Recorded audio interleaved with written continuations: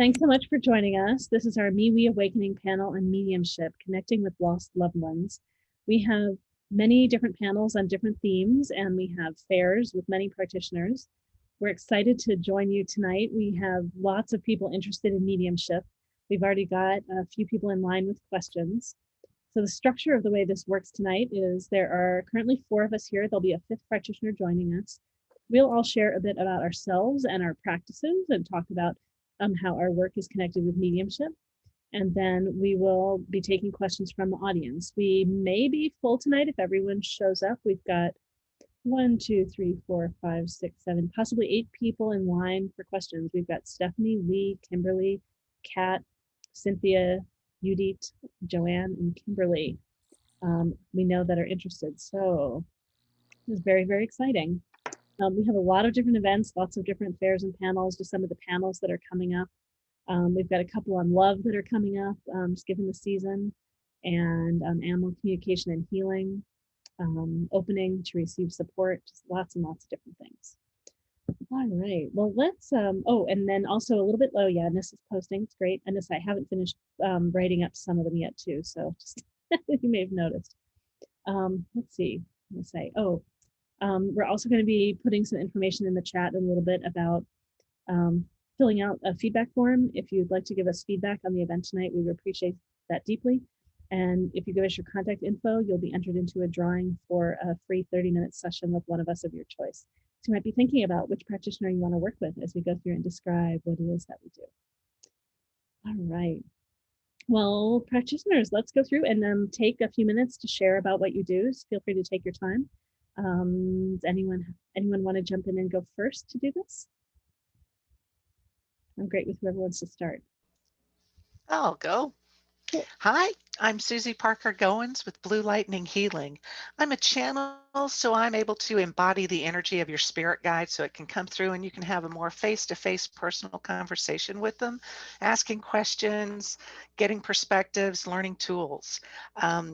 I also am an energy healer, so I do Reiki and body scans to help you identify blockages, and you'll learn tips, you'll learn tools about how to release them on your own. I'm also a past life explorer, so we can look at your past lives and see how your soul families are connecting with you in this lifetime and look at all the lessons. I figured out I can talk to people who have crossed over too. I don't channel them. They don't come into my body, but I will talk to them. And they usually show up like at 1 o'clock from me, and they'll talk to me and I'll convey those messages to you. It's really assuring to know that this communication can continue. I've got an fare special that's listed. I think it's $50 for 30 minutes and $90 for a full hour, which is $40 off my typical fare, my typical fee. You can find me at bluelightninghealing.com. You can email me at Susie P. Goins, that's SUSYPGOINS @gmail.com. And I am looking forward to having a really soulful evening with these folks. Thank you so very much for joining us. And Susie, maybe I could ask some questions too. There might be a little bit more Sure. if I can write you. So I know that when people ask questions, different people come through to answer. Like, how do you discover who's there to answer? And like, what is it your experience like when the answers are coming through? So Are you talking with as a medium or as a channel? Go ahead and share both. I was thinking particularly as a channel, but go ahead. You can share about both too. Okay. So as a channel, I'll call in the energy and I just know which energy is coming through. If somebody is sitting across from me and having that conversation, I encourage them to ask who's coming through if they don't identify themselves. I have very polite guides and they will tell you who it is if you need that information. And as with looking at the mediumship stuff, I'm not at the point where I remember to ask questions. I think that happens to us, like Donna was telling us earlier. She didn't ask a question when Cindy said, well, did you? And so it's a learning experience all around. But with channeling, yeah, I do recognize the different energies. And I think that's an ability that I want to pass on to clients, is that they learn to identify, ask the questions. That's what we do. We don't get answers if we don't ask the questions. Great. Yeah, that's cool. I just wanted people to have a little bit more of, an understanding of what's going on, what you do. Sure. All right. Who else wants to jump in? I want to jump in. Great. Hi, everybody. I'm Cindy McGonigal. I'm a psychic medium. I also do pet psychic readings, and I call them uh, your pet and you. And but tonight I'm focusing on being the psychic medium for you, and to help you to really test your own powers. As we listen and open our hearts to whoever's asking the question. And we have a great panel here tonight too. And see what you get as well. Okay. So, as a result of having a reading with me, chances are you will discover that you are probably more intuitive than you ever thought you were. And what I help you do is to learn tips and tools that I've learned over the 30 plus years that I've been doing this work. Um, Little things that will help you to develop your own special gifts and talents. And as a psychic palmist, you can send me photographs of your palm, and I can show you that your palms actually are mirrors to your soul's work here on Earth. I work with the galactics as well. So when you have a reading with me, I also pass on the codes of light in the reading as we're talking with each other and as I'm listening to you. So welcome to tonight. Thank you all for being present. And if I can help you, I'm here for you. Thanks. Great. Thanks so much, Cindy. All right, Donna. Hi, everybody. Welcome. I'm Dr. Donna Sauer. I'm an animal energy healer and animal communicator. I also do mediumship work with animals that have crossed over. A big deal of my work is in trying to get the guardians of pets to understand the really truly beautiful nature, the soul of their animals, and particularly those that have crossed over. For the ones that are still here, they're very intent when they come into me that the guardian understands what their divine purpose is, why they have a shared path, what they're learning together, what the pet wants the guardian to move forward to in their own soul development. And for those that have crossed over, the animals always have beautiful messages, often of a very high, I would say more like an angelic realm messages. It's not the kind of thing, oh, hi, mom, I'm doing fine. It really, they have very important messages for their guardians that, again, talking about their divine purpose. And very often, the guardians that come to me are already on their own psychic pathways, and they recognize that. And the animals bring forth stuff, and they say, oh, I didn't understand. Oh, that's mediumship. I mean, that's psychic work. Yeah, it is, and you're really capable, and your animal wants to help you develop that. So I hope that I can help somebody tonight and with their pets and messages and see what comes through. They come through to me. I always ask them to permission first because they are a separate sacred soul. And I never do a reading on an animal without asking permission first.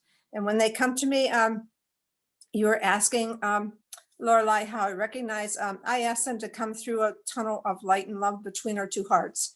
And depending on the stage that they're in or what they're showing me, they come through and they walk towards me, and then they usually sit down and then they wait and we talk. However, they usually come, but I have to tell you one funny story. The lady didn't say what kind of animal, what kind of dog it was. And there was this huge, like St. Bernard came through, and I was just stomping along, like really proud. And so we had this conversation, and I sent it to the guard. Turned out it was a Chihuahua. But the Chihuahua said, well, that's how I picture myself. So it's always, you never know what beautiful things you're going to hear from the animals. So I hope you all have a wonderful evening and enjoy yourself. And I hope that you will practice your mediumship too, as you're listening and see your own psychic ability, because you all have it, or you wouldn't be here tonight. We are here as a family tonight. This is a confab of people that are interested in the psychic and in developing your own psychic ability. So listen, learn, try, experiment. You'll be surprised at how much you can do tonight. So have fun. Great. Thank you. And So the three of you do like much more mediumship than I do, and I'm like just baby, and so I just I'm curious maybe if the three of you could just say a little bit of some of it you shared, but like what types of questions do people ask with mediumship? Like what are the things that typically can come up? Because there's all kinds of different things. And I say, and Donna, and I've seen you answer questions from people before too, so I know that there's a little of that can come through you as well. Yeah. Yes, yeah, people have come through. My mediumship is not as developed as the other two, but normally what I see is from a person that's crossed over is I'll get a picture, just a snap like that. There might be a message with it, but it's more a knowing.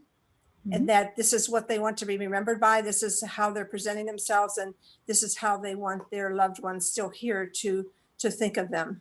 But I think generally with the animals, the questions are always: Are they okay? Is my pet okay? Are they happy? Did I do the wrong thing putting them down, having them euthanized? Was it the right time? Those are the kinds of questions, and it's kind of like the guardians just want that. I don't want to call it closure, but they want the message from their pet to make their hearts feel better. So yeah. How about you, Susie and Cindy? What are some of the examples of different kinds of things that people often ask? Or even just some of the interesting things that are very different than what's typical? Well, it's always interesting to see who comes through for the person, okay? A lot of times the grandparents step forward because they have a very close relationship or had a close relationship, with whoever's asking the questions. And, past life lovers, that's an interesting one that comes through, especially if you're a single person and you've been thinking about a partner. Those thoughts go out into the universe, and we're getting close to Valentine's Day. I've had people, in the spirit world that, really want to connect deeply with you, and that you've made soul promises to connect with that person. So, we can make a bridge of love, and you can have that connection and feel like you've satisfied that with the soul as well. I think the biggest thing with connecting with the other side is for people who weren't there for the passing of their loved one, and the connection that you have with that experience is so validating when you open it up through a medium, that you feel like you can actually have closure. There's a time for gratitude and a time for forgiveness. And those two are the real key things that I find, that people want and seek out when they seek a reading. It's great. Yeah, Susie, if you have something you want to share too. So yeah, my experience as a medium, I think the first time I really figured it out was when it's been in public events. And so I was talking to a client, and then suddenly I said, I just need to hold your face in my hands. And she burst into tears because, oh, that's the way I don't know, a friend of hers who had died would approach her, a mother figure. Other times I get questions about how are they? And how are they doing? And the basic is their messages. And the people who come forward for me are very supportive, and they want to make sure that whoever's been left behind understands that this is okay. There was no blame to be had. There's still love there. And some of them are actually hanging around, and the client knows it because, whatever sign they give, when somebody I know has the her clock go off, one of those great big grandfather clocks, it dings every time her husband shows up. And I was like, oh, there he is. And so it's fascinating to me because when I opened up to being a medium, I would drive along the river road in Everett, and I could see a lot of souls that were still there that needed help crossing over. So it's like, okay, here. And I give them some of my guides, loan some of my guides out to them so they could cross over and have peace in their soul. Some of them are coming forward that like they need some some calm, and they want to reassure everybody, including themselves. It's really mind-blowing and eye-opening when you open up to this mediumship, and I'm sure everybody can trust what you hear, trust what you're getting.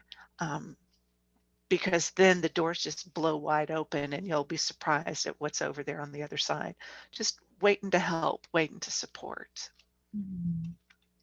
Then I realized I was around someone that had what seemed like a mediumship question earlier today, and they might be here or they might be coming later.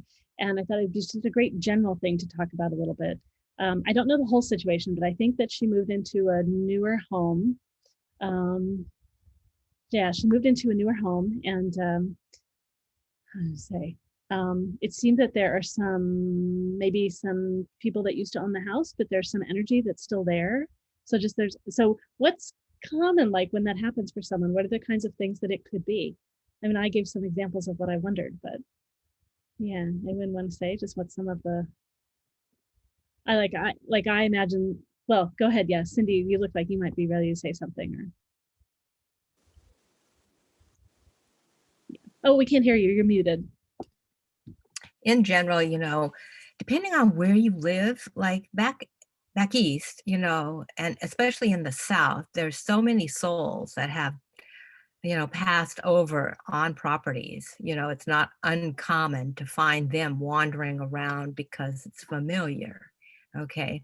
In a new home development, sometimes souls are attracted who have been in that area before to that spot. So they could have been, I don't know, farmers or, somebody that actually worked in the area, and they're like curious about who's around. And then there's the ETs. And I don't know how many of you have had experiences with the ETs yet, but they will often, come to the window. And I'm not trying to scare anybody, but they'll come to the window to look in. And depending on your clairvoyant ability, you'll see them, and they move pretty quick. And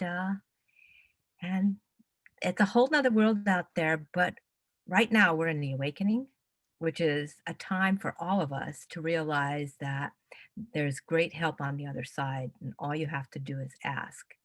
But I do have some qualifying questions that I always ask, if I see a spirit that I'm not familiar with, and so during our reading, I always go over those questions with everybody. Thank you.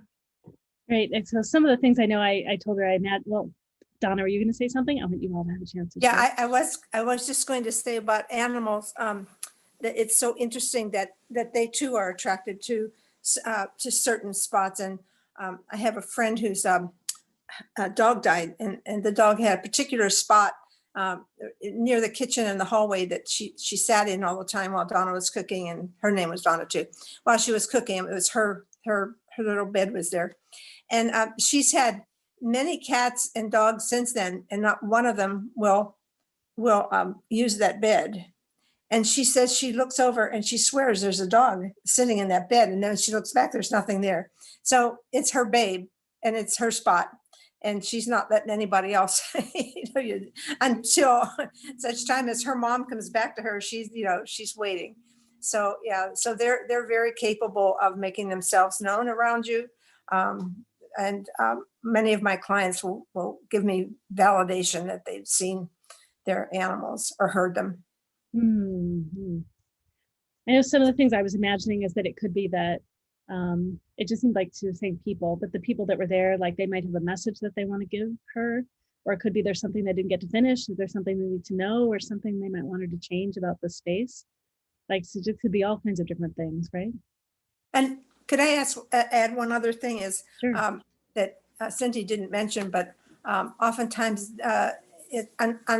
inadvertently, homes will be built over old Native American burial grounds. So, I don't know if the Native American spirits are unhappy of having their grave sites built on, or if they're just there because that's where they belong. I don't know, but it's very common for that to happen too. Yeah.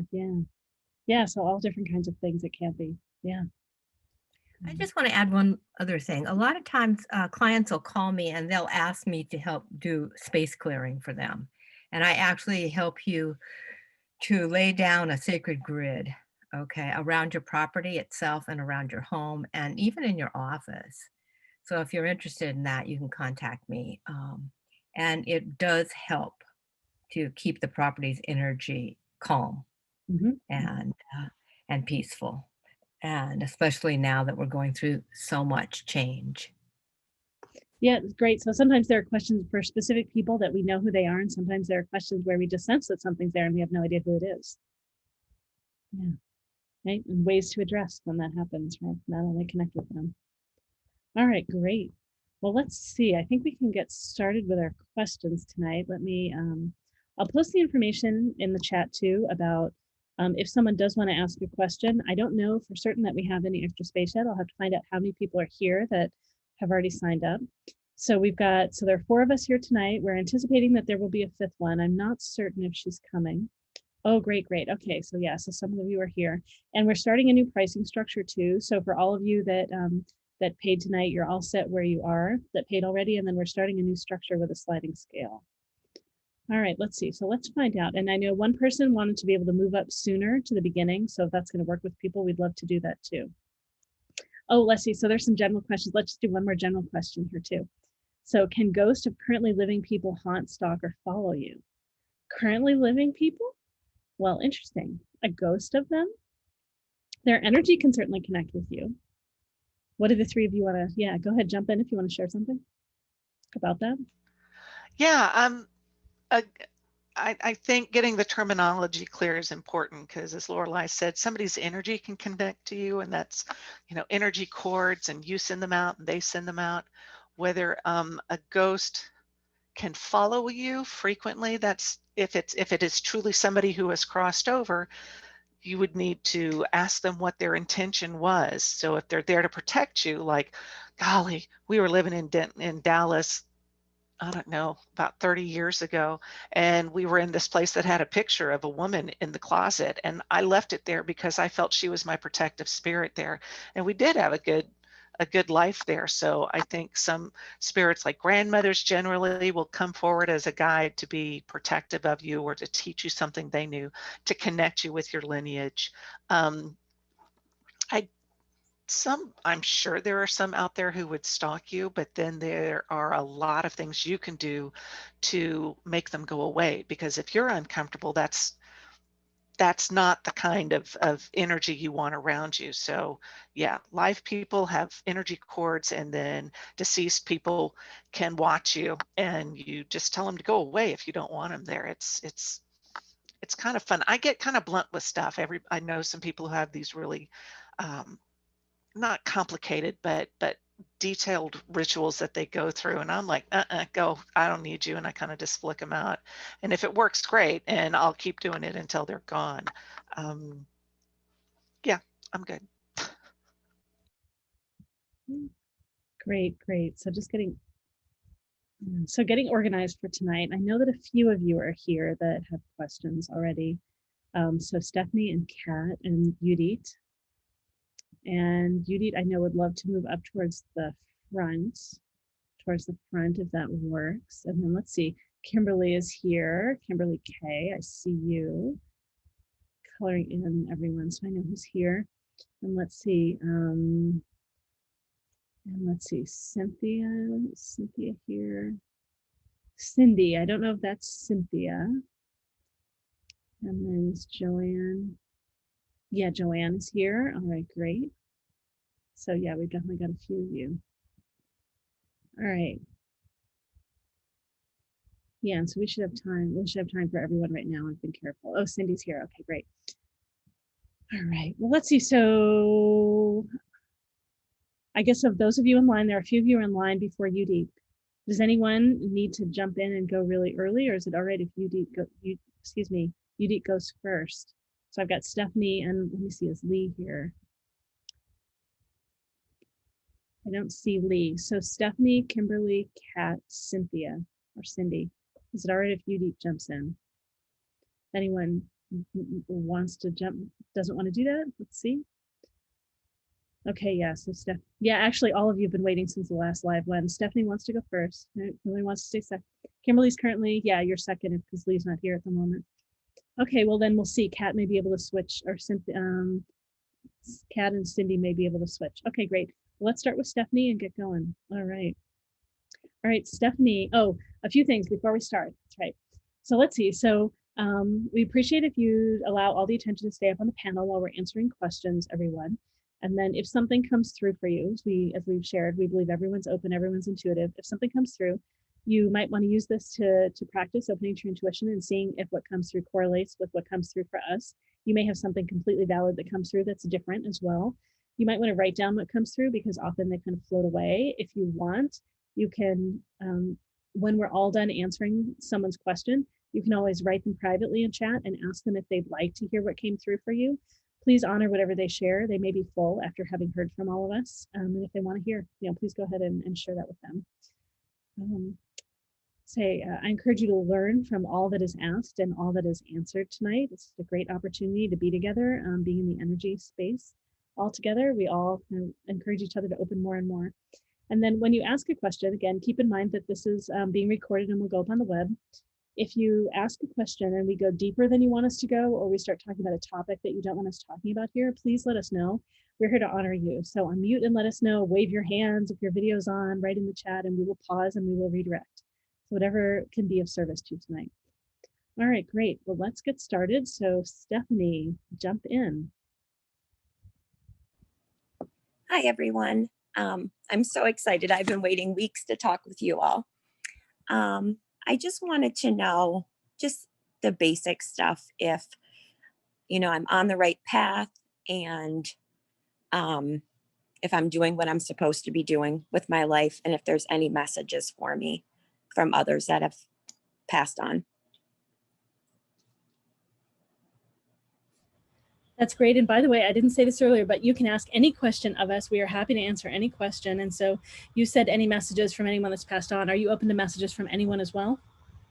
Just wherever Yes. messages are coming through? Yeah, okay, great. Wherever it goes. Great. Okay, cool. And I know it's very general now, so I'm getting a look at your eyes too for me to answer. Yeah, interesting. Okay.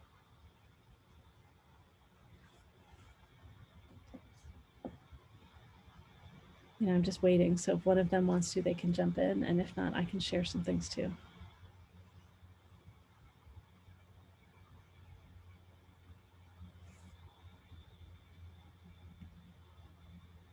Okay, I'll share a little bit about your eyes while we're waiting. Let me pin you.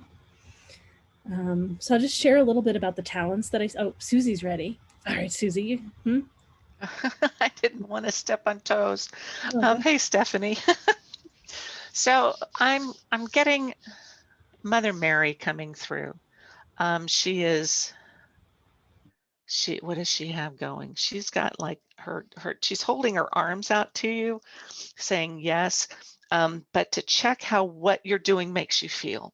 If you feel like you are uplifted, that it feels like your energy shifts when you do your work, and that's a good thing. She wants you to do, what does she want you to do more of? She wants you to certainly trust what you hear.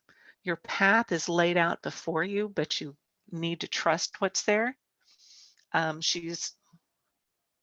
It's up to you to make it difficult or easy, because it feels like you're like me, and that you'll just make it hard. Like when I started channeling, no, it's going to be hard. So 25 years later, now I'm channeling. So she's like, okay, she's wagging her finger at you. It's like, don't make it hard. It doesn't have, it doesn't have to be hard. You can make it easy. Yes, divine timing is not human timing. Yes, divine order is not human order, but divine alignment. Always maintain your sense of divine alignment and come from that center point in your heart. And she says, you follow your heart, you follow the divine path you've got laid out in front of you. You're not going to go wrong. Lessons, yes, we all need lessons, but you're good. And she says, call on me anytime you feel doubtful. Have tea with me. She loves to have tea with folks. And just relax into her energy. As far as anyone who has crossed over, is that a grandmother? There's someone standing behind you just going, yes, just listen to the mother. She's fine. Okay, thank you. It's great. I'm happy if Donna or Cindy want to jump in, or I I'm can. going to jump right in. Okay, so I don't know what you're doing, but keep doing it, okay? Oh my God. Don't be afraid to be you, all right? This is your time. Don't don't hold back, okay? This is serious, all right? You are an individual and you have to express your individuality. If I feel like you have all kinds of creative energies around you that are like, oh, let's play here and let's play there, okay? And so when people step up to want to help you, please say yes, okay? Don't hesitate. There's no more time to hesitate. And I see you building a community around what it is that you're doing. So you're not going to be alone. I want you to call in your team members, whether they're on the other side or they're people that just pop into your mind. So one of the ways you do that is you just say, okay, who wants to help me on this project? Okay. I feel like you do more than one project at a time. Uh-huh. Yeah. Uh-huh. And so I want you to before you go to bed every night, I want you to set a list of goals for what you want to do for the next day, so you don't spend time like when you wake up wondering, well, what should I focus on? Okay. So, and then ask your guides, your higher self, to join you in the fun. Okay. And yeah, let's make it fun. What is the most fun thing that I can do that'll put a joy into my heart? And then I don't know if you work with crystals and minerals yet, okay? But the mineral that comes up for you is Amazonite. And the message on the Amazonite is don't hold back, okay? So do you have any more questions that you want to ask specifically why I'm with you right at this very moment? And by the way, it is your grandmother. Looks like it's on your mother's side that wants to join the team. Mm-hmm. Yeah, Mm-hmm. she's Yeah. always with me. Yeah. Yeah, she is. And she's very playful too. And she also wants to cook with you. All right. Yes. Yes. Okay. So get out that family recipe book and kind of flip it open and go, what do we want to cook tonight? What would be the best? I And keep her picture on the refrigerator so she can watch me cook. yeah, yeah. Well, set a place for her at the table. And then ask her to actually work with you. I mean, what should we do next? And then she'll start talking to you, you know. It'll sound like you, but it'll be her. So the way it works, telepathic communication for all of you is ask the question, listen, first thought back, is the answer. Okay. Practice. Thank you so much.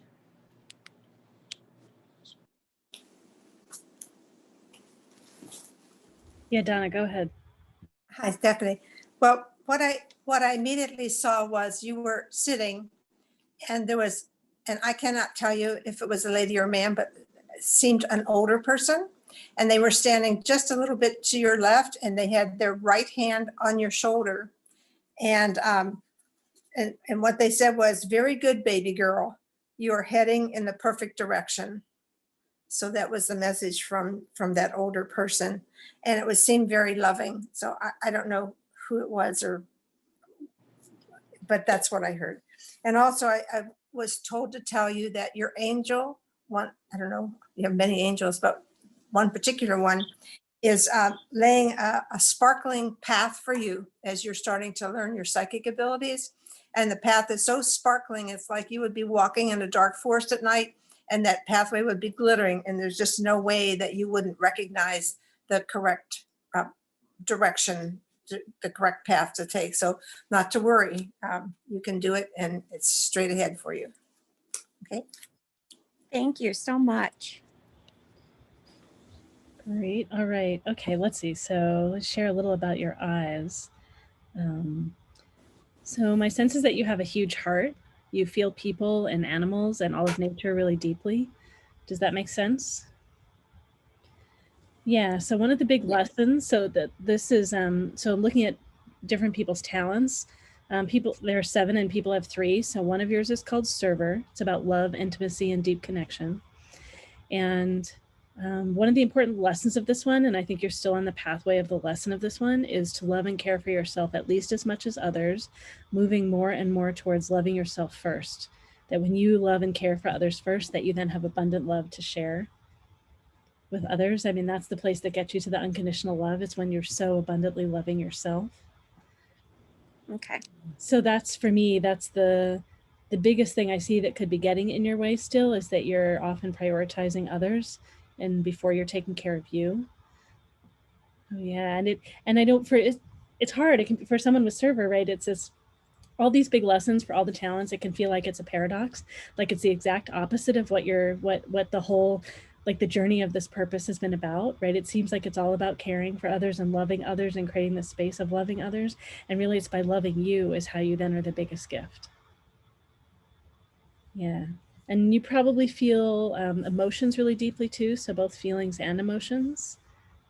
Makes sense? And Yes. and so this would be priest, priestess, and you see not only how things are, but you see how things could be, potential and possibility. And you tend to like to encourage people to stretch and reach for that possibility. Does that make sense? Like you see, like that you see more in people than they can see in themselves sometimes. But you Yes. have it second, I think, in your order of talents. And so you have a tendency to direct a lot of it inwards and see for yourself how you need to grow, how you need to get better, how you need to do more. Is that? Yep. So that's part of, yeah, so server and priest, priestess. So this is part of, you can work on both of the lessons at the same time, but sometimes having the priest, priestess second can make the loving yourself first as server like that much harder. So it's that, right, so it's wanting to be as optimistic and encouraging and celebrating you as much as you celebrate others. Those are really some of the lessons of priest, priestess. And knowing that it's a journey and knowing that you're in the perfect stage of your journey too, not feeling like you need to rush harder, faster, you know, like that you need to make any more progress than where you are, that where you are is so perfect. So I think you do a great job of holding that space for others. So that's part of what's so important to hold for you. Okay. Yeah. So while you're doing great, those are some of the edges that I see of how you can relax and ease into where you are in your journey and be able to actually, you know, just glide forward that much more because you've been so easy and loving with yourself. Okay. Thank you so much. You are very welcome. All right, great. Anyone have anything else they want to share with Stephanie? All right, great. Thank you, Stephanie, for coming last time and waiting all the way until now. Yes. Thank you all so very much. I hope you have a great night. You're welcome. You too. All right, great. If Lee has arrived, we'll have Lee go, but I don't think Lee's here. It's Lee, Lee. All right, so then Kimberly with an EY wants to go next. Where is I? Oh, yes, there you are. All right, great, Lee. Are you ready for me? Yeah, go ahead. Hi, everyone. My daughter, Kirsten's also on here too. So if you feel anything, you know, might be coming from her too. I'm hoping to hear from my mom, any messages, or actually any loved one, open to any messages. But I'm also real curious about what anyone sees for my future. Do you see me falling in love, getting married, maybe moving out of state? So just that type of thing.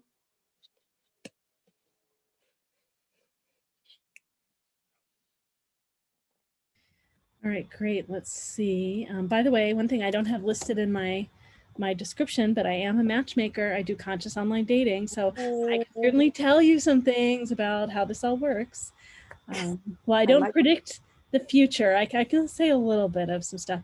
And if you have photos of any of your exes or your parents, if you send me those, I can make some comments too. So I know you get to listen to answers from other people. So we might, like, if we go quickly, we could do wrap around it. I could answer some of that, you know, say some of that later. Oh, that'd be awesome. All right, great. Let's see when someone's ready. Again, if they're not ready, I totally can start. I just want to. Okay, maybe I'll start a little bit. So So when I was describing with the last person, so one of her talents is priest priestess, but she has it second, and so she tends to turn it inwards and is strong opinions more about herself and wanting to see how she could grow. You have it first, so your first talent is priest priestess, so it gets directed out at the world. You see all these things that could make a big difference, you know, where people could grow and things could change, and you do see so much of the impact that you want to make in the world. Does that make sense? Mm-hmm. You also, I'm just contrasting with her. So one of the traits I look at is how we protect ourselves, and you're structured in how you protect yourself.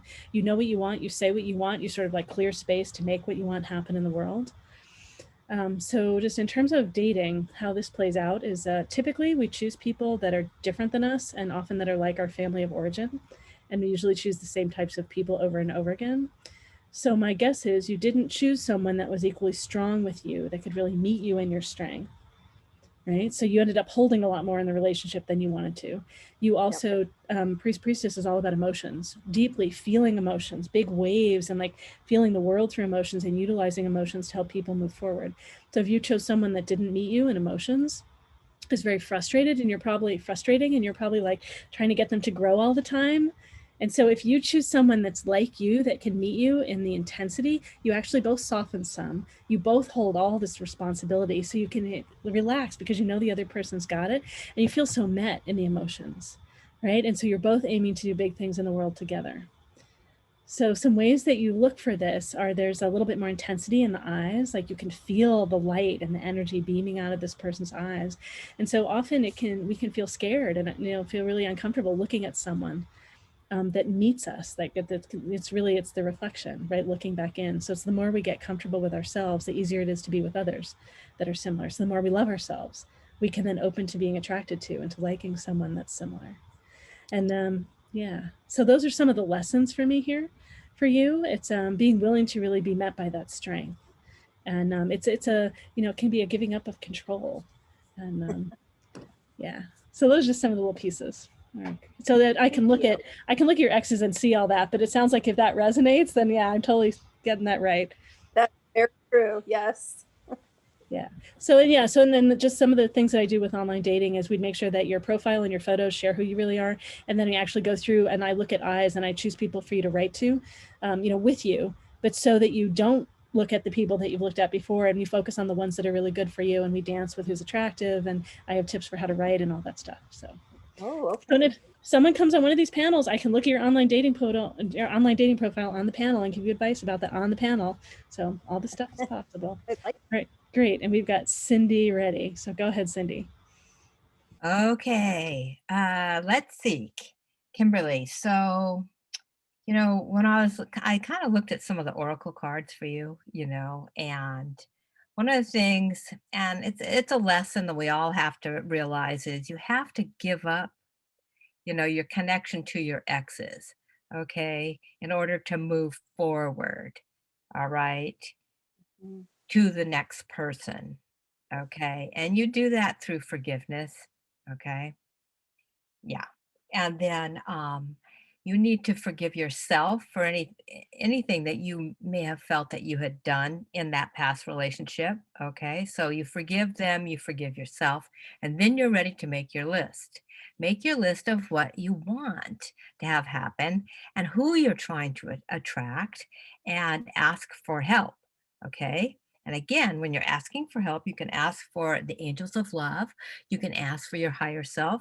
You can ask your guardian angel to step in and help you. Okay. And then get out of your own way, you know, basically. Makes sense. And then, you know, you need to stay optimistic and know that, you know, it will happen, because every thought we have creates our next reality. So be very conscious about what you're thinking about, okay? Because the energy now is so quick that you're going to see the results of your thoughts.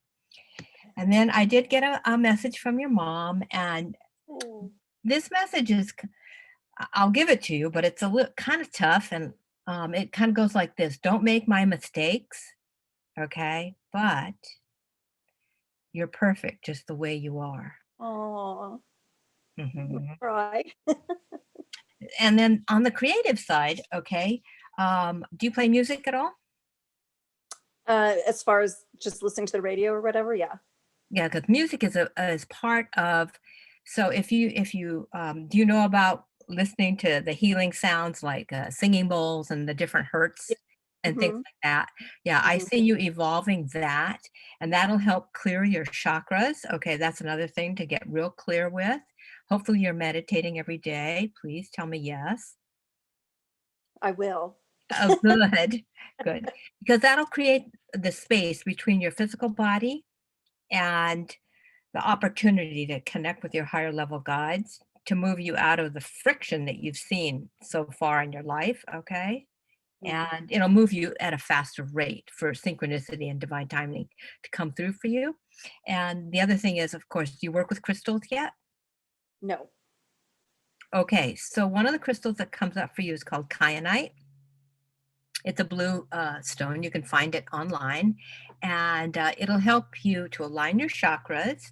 It never needs to be cleared, which is good, and it kind of helps you to stay more focused. And I recommend that you buy a piece of jewelry or carry it in your pocket.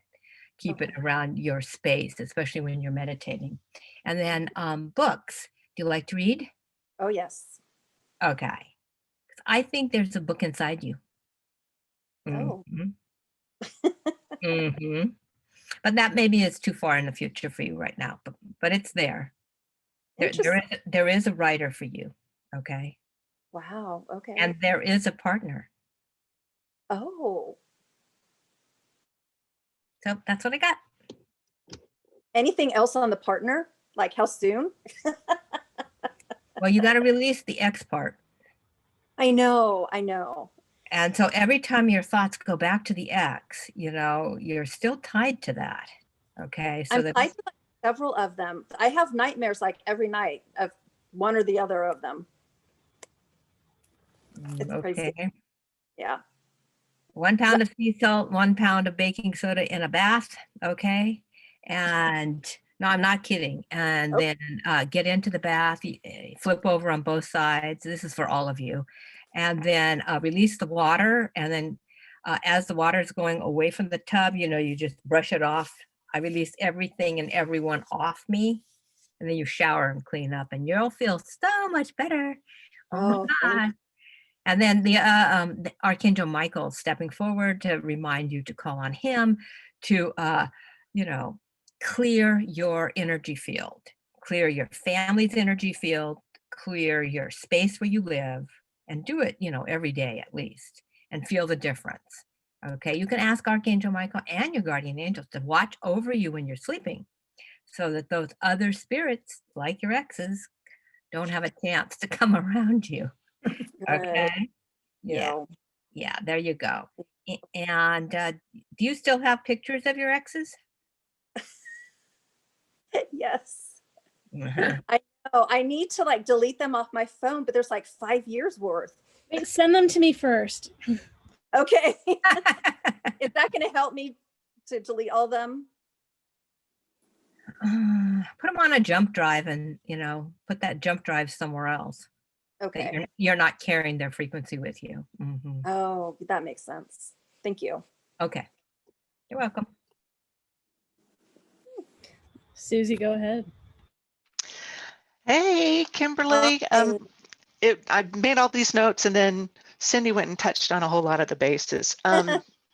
But the message I got initially from your mom, don't make the mistakes I did was what Cindy said, but she's so upset that the pandemic got in the way.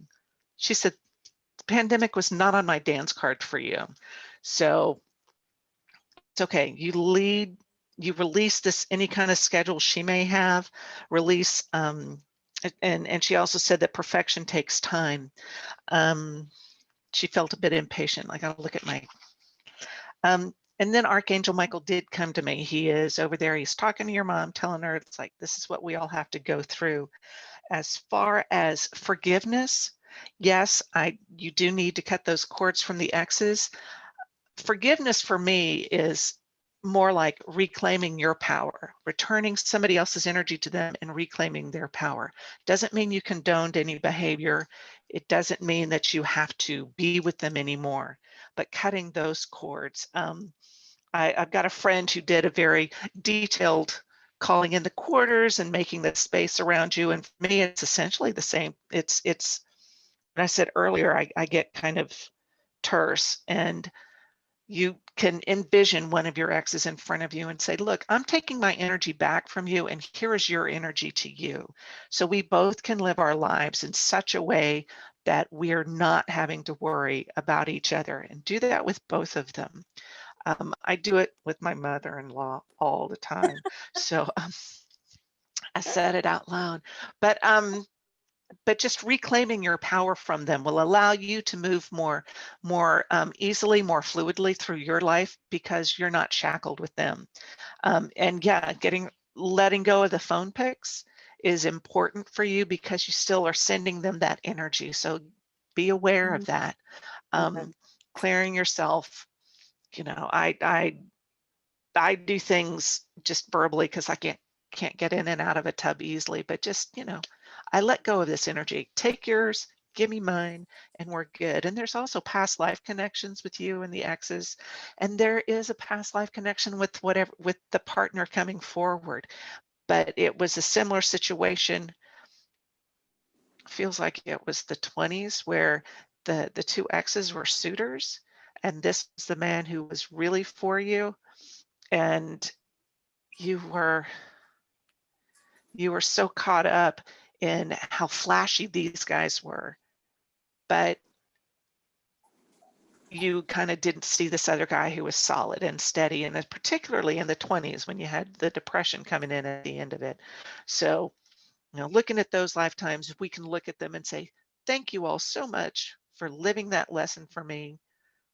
I give you your energy. I'll take the wisdom. I'll release the experience. And then they go up into the light. Archangel Michael is definitely there for you. He Good. is definitely there for you. Oh, yeah. Yeah. Develop a relationship with him.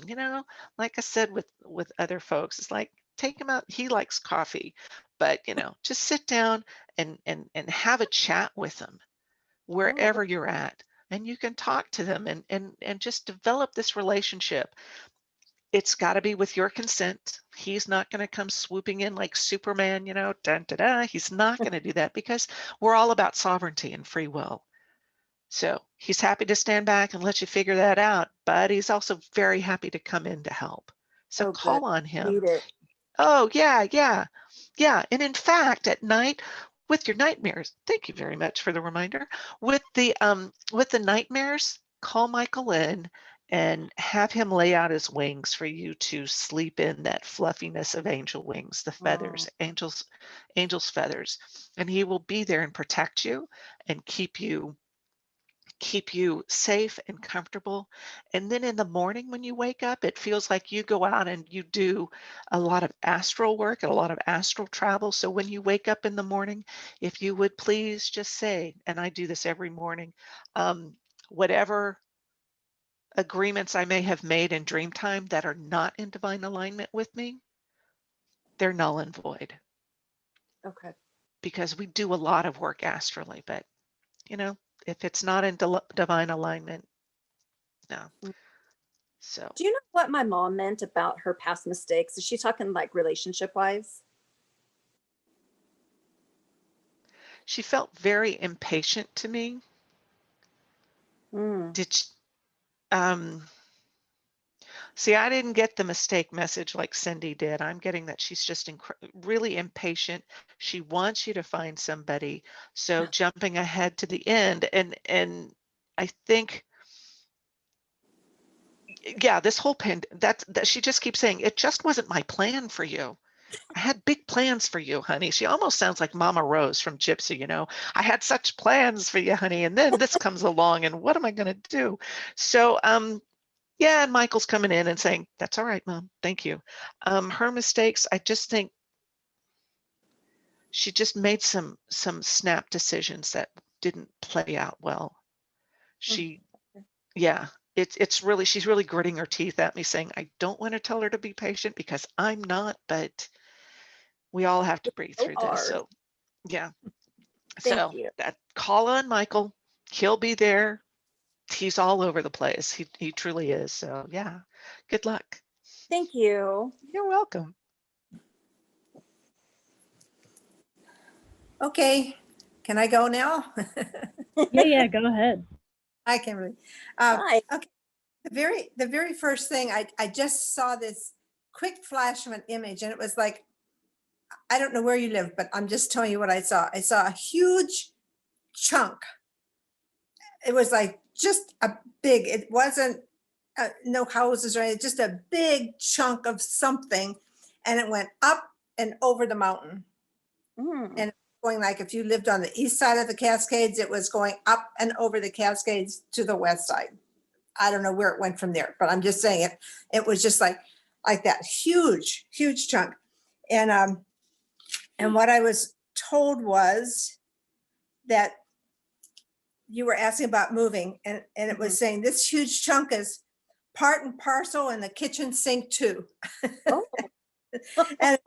and I was told that you can't jump a canyon in 2 tiny steps. And then this idea, I didn't really see anybody or, but I was just heard, you need to take charge for yourself. And it was like real stern, like you need to take charge for yourself. And it said, because this is the time. And then they said, spring is in the air, kind of like what the other ones were saying about your, this person coming to you, but the change is in the air too. So, and then the next thing was that, now I don't know if this means anything to you, but I think it was a man, and it was kind of like a cowboy with a big lasso. Ooh, I like that. Somebody in your past like that, but the person is somebody that cares about you deeply, and they said that they're ready to lasso you and circle you with this lasso and lift you up and away as soon as you make your choice to do it, to make the change. So I don't know if that's anybody that you know or have in your past, but that's what I was shown. And then the last thing was that I was shown a color blue, an orb of blue. And I was told that if you look carefully, you'll see this orb, particularly when you're going to sleep at night or in the morning when you wake up. And what it is it's Archangel Haniel. And Archangel Haniel is the Archangel of new beginnings. And he is also the Archangel of staying positive, new beginnings, positive change, being very centered in yourself, and also activating your own innate healing, which you definitely have. But Archangel Haniel is helping you to activate that more actively, and he also clears negativity for you. So he's around you, and I think if you will just very quietly do meditation every day, like the other ones were saying, you will see. I mean, this blue orb is encircling you like a perfect protective ball of love and light, but it's also something that you can see with your eye if you will just look around. So, okay. Oh, thank you.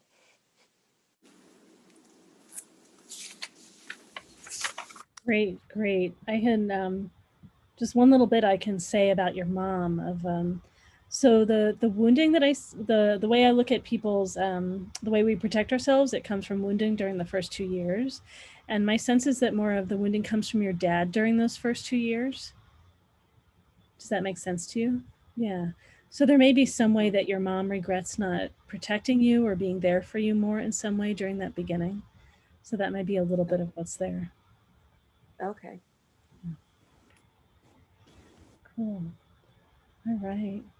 Any other question? Any other part of your question? You have anything else you want to ask about before we finish? Is that guy in my life right now, or is it going to be somebody totally new? That cowboy dude. Well, do you have someone in mind of who it is? You think you know who the person might be?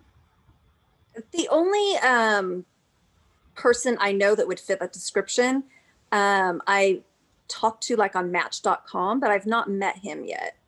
So if you want to send me a photo, I just put my phone number in the chat. It's 720-352-2434. Yeah, just text me and I'll take a look and I'll let you know at least how much he's like you or not like you. So for me, the people that have similar souls or soulmates, And so I would definitely want to have you move in the direction of a soulmate. So I haven't seen your exes, I haven't seen your parents, but I can just give you an idea of how similar they are to you. Oh, perfect. And like, does it look like it has potential, or does it look like it's like I would think of it as being a problem? Yeah. Oh, that would be awesome. Thank you. Yeah, sure. You're welcome. All right, great. Thank you. Thank you, everyone. You're very welcome. Thanks so much. And I appreciate everyone's patience from signing up at the last panel. We had so many people. Yeah, so being here now. All right, let's see. So I think Kat and Cynthia, were you okay if Judith goes next? I think Kat was okay with that. And just Cynthia, I want to make sure. Kat's okay with that. Okay, great. And then just want to check Cynthia and make sure, Cynthia or Cindy, that you're okay with that too. Okay, great. All right, Judith, you're on. Thank you. Really appreciate it. So my mom and my sister transitioned in 2018. My dad transitioned in 1988. So I'm definitely interested to see if they have messages for me. The last 3 years have been huge transition, incredible amounts of change, which a lot of people would think would be earth-shattering, but it's been an enormous amount of growth for me. I am an energy healer. I work with nature all the time. I work with crystals. Been doing a lot of work on my own expansion. And I'm yet again moving into another phase of my life where I'm going to be bigger than I've ever been. I'm expanding to the point where the world is going to, I'm going to be of service to the world more than ever right now. And so I'm interested to know if any of my family members could tune in, because I sense that they're there with me. And I have not yet been able, I catch glimpses of them once in a while, but I don't have conversations with them yet. So I'm very interested to see how they're weighing in on if they have any advice for me or what direction they see me going in. Also, guides, what they have to say for me right now, because I know that there's just a lot coming my way right now. When I do meditate, I do a lot of traveling. In my sleep, I do traveling, but it's mostly I'm out in the galaxy and I'm looking at the galaxy, or I'm looking at ascended masters, or I'm looking at spiritual guides, but I'm not having real conversations right now. So I'm getting glimpses of what's around me, and I know that messages are coming at me, but I'm not really able to decipher them yet myself. So I'm just very interested to see what comes up for you. All right, great. It looks like Susie's already. Go ahead. Hey, Judith. Hi. So first off, you said you don't converse with them, and then I heard a very calm, why not? Why don't you converse with those who have crossed over? And your I feel like guides, it's a one-way conversation almost. Like I feel like I'm answering them, and then I second guess myself, and I'm learning not to second guess myself. that's good. Yeah. Trust what you hear. Yeah. Trust what you hear the first time. I feel that writing the conversation down would be beneficial to you. So you ask a question, and then whatever hits your mind, whatever hits your head first, start writing it down. That's going to take you out of that analytical part that you are and put you into that, I don't know what the word is for it, but that other part of you, that unconscious self, The subconscious intuitive self. self. The There we intuitive go. self. That's the word. Yeah, we're only on an intuitive panel. Duh. Yeah. Okay. And also you do have intergalactic guides. That's why you like to travel around, because you're talking to them, but they don't necessarily, they have the great big lessons at heart. They don't have this necessarily living on the planet thing. And I feel that your family, your mother in particular, will have better information for you. She is saying, that house will come to you. It needs a little time to happen. You need to become more confident in your abilities, my darling. Which abilities? All of them. Oh, You okay. have so many at your disposal. You're These very are good at. all the abilities that I have been honing in on have been kind of new to me. Mhm. Switching from a corporate rule type of life to a much more free metaphysical life. And Stepping so, out of the box. yeah, out of the Step box. out Yeah. of that box, kick that box out, recycle it. Just Okay. step out of the box. And it feels like your sister is also saying, cut yourself some slack. Myself some slack, huh? Yeah, you want to do it right away. You want to have that perfect reading right there. It's like you're going to have to practice it and get used to that feeling of being successful with it. And you're not one to just go like jumping out there and going blah, blah, blah, and just saying the things. You want to have that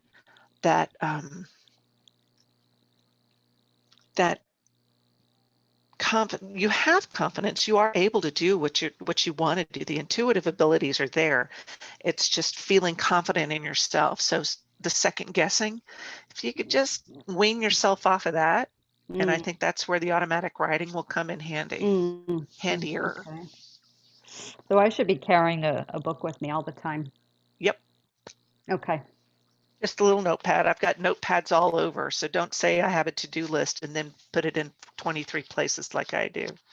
I have a lot of to-do lists to go through. But yes, bring a book Okay. with you. Or Okay. you can even, I don't know if your phone has it. My phone's got an audio recorder. It does. It does. But Okay. I do like the visual reference. Well, if you record it on your phone and then transcribe it, that gives it to you twice. Oh, there you go.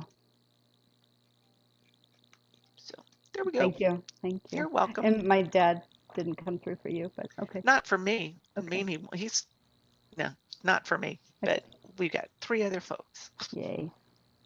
That's great. All right, Cindy, go ahead. Okay, so this is kind of short and sweet, Mhm. but your sister came through, all right, and she says, I want to help you when you want to work with nature. So tell me a Mm. little bit about how you work with nature. I go for hikes several times a week. I talk to the trees. I touch things. I feel the energy. There's a knowingness when I'm in nature, and I'm picking up on the energies. I've done some shamanic work. Um, it's my happy place. It's often my form of meditation. Okay, so do you know that in your past life you were a plant medicine healer? I've heard that. Yeah, okay, so it's a remembrance and it's a carry through. All right, so I looked at you galactically to find out what frequencies you're carrying right now, and primarily you're carrying a Pleiadian frequency. There, I'll call that the healer's healer. Okay, so Yeah, that's I've where heard that that recently. Okay. the knower in you comes through. Okay, and in order to actually work more closely with the guides that you're seeing, you need to actually sit and ask them one by one to come and speak with you. Okay. You can ask a question, and their answer will be the very first thought back, and practice that. And when you're working with trees, I would like you to open your heart to them and I make that will heart. often hug them. Yeah, but I want you to consciously come through your higher heart, Okay. the upper heart chakra, make that link, okay? And then tell them who you are on a vibration level by saying your name, okay? And then instantly they'll recognize you. So when you go back into that space, they'll be able to send you messages right away because they know you, okay? Um, the other archangel that steps up for you is Raphael. Do you know Archangel Raphael? Mm-hmm. Okay, so what are you doing with organic foods? Do you eat organically now? I'd say about 80%, 90% of my diet. Okay, do you grow your own food? I wish. I would like a place with a garden. I'm still in an apartment right now. That's no excuse. You can garden in bags. felt bags. Well, then I'll Okay. have to learn about that. Yeah. I buy organic. Good. And I juice. I have my celery juice and my lemon juice every morning, and then I'll cook with organic. And then when I buy snacks, I try to buy mostly organic, but when I don't plan ahead, I end up not always getting organic. Okay, so you don't have to beat yourself up, but what's coming Yeah. through is that plant medicine woman, okay, that's in you and that knowledge. So sit with your higher self, your higher consciousness, and ask what plants are vibrating for me to work with, okay, and put something together. See what you're attracted to and ask the plant spirits to talk to you, each one of them, Would okay? this be how I feel when I consume it? No, this is before you put it together, Okay. okay? Hmm. And then of course ask Archangel Raphael to help you to understand how to use the knowledge that you're bringing through to help other people in the globe that you're talking about. Okay. And then the last thing is, don't forget you have a treasure box, okay, inside you. Hmm. And inside your treasure box is all the stuff you loved to do when you were a kid. And Which it's was nature. of course. Yeah, And and art creating. Yeah. okay. So I want to encourage you just to pull a few things out of that treasure box and say, let's work with them. What would be fun? And use those to bring abundance into your life. Okay. One of my questions was, how am I going to be using my art? I do have a very strong connection with dragon energy. Hmm. Um, Yeah, the dragons of air actually step up for you. Dragons of Air, the a- elemental dragon. oh, air. Yeah. Mm-hmm. Uh-huh. Yeah. And you actually, once you get connected to your more with your higher self, I think you're going to realize the Pleiadian light codes are coming through you and they come through in your artwork and the colors, and that's very, very healing. Okay. And then the other frequency that you carry, you have what I call an Arcturian overlay. And the Arcturian energy is just pure love. So I like that. Hmm. You're a star, sister. So welcome. Yay! Thank you. Can you tell how my art will be used? Because I feel like for many, many years, I went to art school. I actually have a degree in art. I was creating throughout my entire childhood. I'd create when in nature. And there was a period of years where, through the marriage I had, I listened, and it was like, if we're both artists, we're going to starve. So I went into a very different field, regrettably, but I learned a lot from it. And now it's back in my life again. And I just feel like this art is going to be there for the world to see again. And I'm really not sure how yet. It looks like you're going to create your own oracle deck. Oh, Okay. yeah, I've already got the cover to that one. Yeah. Yeah. Okay, then. But those are windows. Each card is a window to the soul's path. And you'll be teaching that, is what it looks like. So you'll do a big painting and then you'll invite people in to experience the journey with you. If you don't have a YouTube channel yet, you probably will. And you're going to take people on journeys through your art. And then each one of those cards is a doorway to another realm, another experience, another awakening for people. That's cool. Yep. Yeah, the one that looks like a cover to a deck. I've been holding on to that for so many years. It actually looks like a stained glass window. Good job. Yeah. Now do it. Sounds great. Thank you. Great, great. Donna, did you want to jump in with something? Yeah. Okay. Again, with my little snapshot. I saw a canary in a cage, and I heard that old-fashioned song from the turn of the century. I'm only a bird in a gilded cage. Do you know that old-fashioned song? No, I'll have to listen to it though. It's called "I'm Only a Bird in a Golden Cage," a gilded cage. I'm only a bird in a gilded cage. And so after I was listening to Cindy talk to you, you talked about being in a corporate world. So I wondered if perhaps that was your cage. Okay.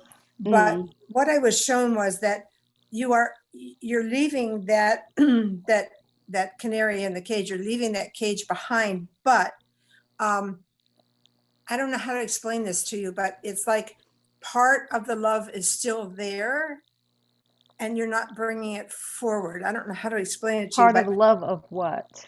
the love of, like, if you were the canary and you got out of the cage and you were going to go forward in your life, that most of you is coming out, you're doing all this work, and I was shown particularly the astral traveling. Mhm. Okay, that some of that love is being left behind by omission, and I don't know how to explain it to you, except that I was told that, like you were talking about touching the trees, and they were saying that one of your major skills is clairaudience, which is listening and hearing the message, hearing the words, hearing the sounds. And they said that because you're going so fast and astral travel and doing all these other things, and they're showing you putting your hand on the tree, and I was told, slow, stop, absorb. Slow, stop, absorb. In other words, in order for you to listen, you must completely stop, allow that little bit of love that you left behind in the cage and bring it forward with yourself. And so you will gradually grow into all these other skills that you're experiencing or trying out now. But I guess what I'm being told is that the first thing that you need to really hone is this clairaudience. And in order to do that, you must be very, very slow. You must stop. And the main thing is that you must listen, absorb and listen. Don't ask, don't talk, don't do anything. Bring it Yeah, in. Okay. analytical mind. Okay. That way you will become whole, because you will now be a conduit for the universal all, for the great creator. Because for me, I've always felt that clairsentience was my number one. The knowing. So this is interesting. No, I like this because it's something where, you know how you say you don't have something, and just clearly by saying it, obviously your wish is my command, right? So I would often hear myself say, the one clair I don't really have is clairaudience. But you know, I'm fulfilling my own wish there by saying I don't have it, right? The subconscious wish, which it's not really a wish, it's just a statement, but I'm, self-fulfilling, I guess. I see all your potential and I see your energy, but I think that this was meant as a starting point, that you must first learn to control that, not control it, but use it wisely and strongly and well and clearly, with trusting. And once that comes through, then the other things will fall into place. Okay. Okay, thank you. All right. Good luck, dear. Thank you. No families come through much, huh? That's interesting. Yeah, not a lot. Thank Well, you let's see. very So much. I had some bits of things that came through as people were sharing, and then and one thing. So clairsentience to me is awareness in the body and feelings, to some extent, where claircognizant is direct knowing. So then cognizant, yeah. You have claircognizance, and while you have some capacity at that, you have a lot of feeling emotional awareness also.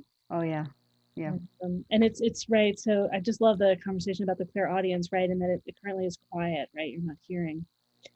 So for me, the things that were coming through for me are possibly old.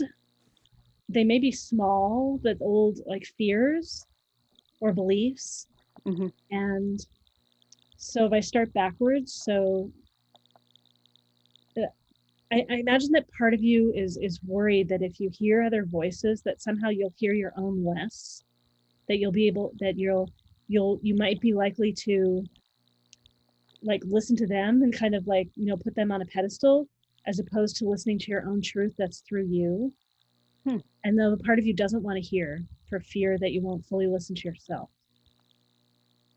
And then also, I have been told from people in my own life to stop talking or thinking that way. And I know from past lives, like many of us, we've been persecuted again and again and again for being who we are. So I believe there's that level of holding back for fear of being killed, right? But we all But know it's that, not quite that. yeah, It's not quite yeah. that. It's a little different. It's more that, like, even if it's a loving voice, Mhm. and a loving message, but that somehow you'll give, like, you'll hold that more present in your mind, in your heart, and Mm. that you won't fully listen to you. And so Okay. there's some sort of affirmations about being able to hear wisdom. I can hear wisdom and hear listen to me. And I wrote that before you started talking about clairaudience, but I can hear I can wisdom. hear wisdom and hear listen to me.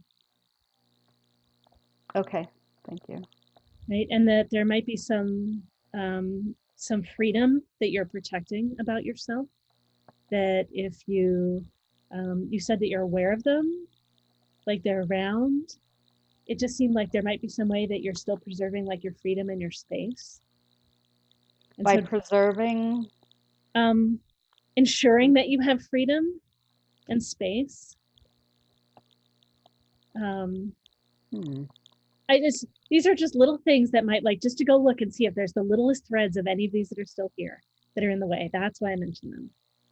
See if there's yeah, any. I feel like I've let so much go over the last several years, and I literally moved across the country to get away from so much. Um, Yeah, so there may still be a way that there's a almost like an energetic buffer, like to ensure that you're free, and so mm, you're not letting some things come in towards you or be closer to you to ensure that you're free. mm. So I should allow them closer? Well, it's for you to know that you're free. Of course, Okay. you're always free. I am Mm, the source of my freedom. Or, the universal energy through me, God through me, whatever. It's like, I am the source of my freedom. Like this, yes. right? Okay. So letting something else close will not take away your freedom. Okay. Yep. No, I get that. I get that. I felt that a lot through relationship. Um, And then just if there's any fear or belief that you have to do it all alone, or that you there's some destiny to be alone, mm, maybe to hold it all alone or be alone. Again, it's just to look and see if there's any bits of that. mm. And these are like Okay. little teeny bits that would. Seems like things that I am actively letting go of, where I've had an awareness, and then all right, I'm going to meditate on this today. I'm going to meditate on this today, and wake up with a different feeling. And so um, I do feel that these are things that I have been working on. And okay, that's good. Great, great, great. Thank you. Do you have anything on the eyes? You were Oh, your eyes. Okay, let me. should take the glasses off. Sure, yeah. Well, and I think that you have, so you do have the priestess that's about emotions, vision, passion, potential, right? So Mhm. that's the emotional field. And then you do also have scholar, which is about absorbing information to build knowledge and share knowledge. So that claircognizance, I think, is just more common with scholar. Um, and I'm assuming that you also have artisan, but it's not like, it's subtle if it's here. It's very subtle. So to me, your work, is that your work behind you? Or is that what is your, Starry Night. No, that's Van Gogh. yeah, okay, I don't know, it's different things. Well, you chose that. You Yeah, that is one of my favorite paintings. yeah. Yeah. So to me, your work's gonna have an emotional flow, kind of energy to it. Hmm. So to me, that's part of how the messages come through you and come through your art. So Okay. I don't know what you do, but that's, yeah. Um, I work a lot with colored pencil. I love clay, but I haven't been working with clay as of late, but I just got some watercolor pencils. Um, a lot of abstract work, but there's been Yeah. a tremendous amount of imagery that's been coming up that I will think I'm moving towards some more realistic now. Mhm. Yeah. Yeah. Great. Thank you. Yeah, you're welcome. Yeah, practitioners, if there's anything else you want to jump in and share with Yudi, go ahead. And maybe all set. I guess one question is there any indication of who my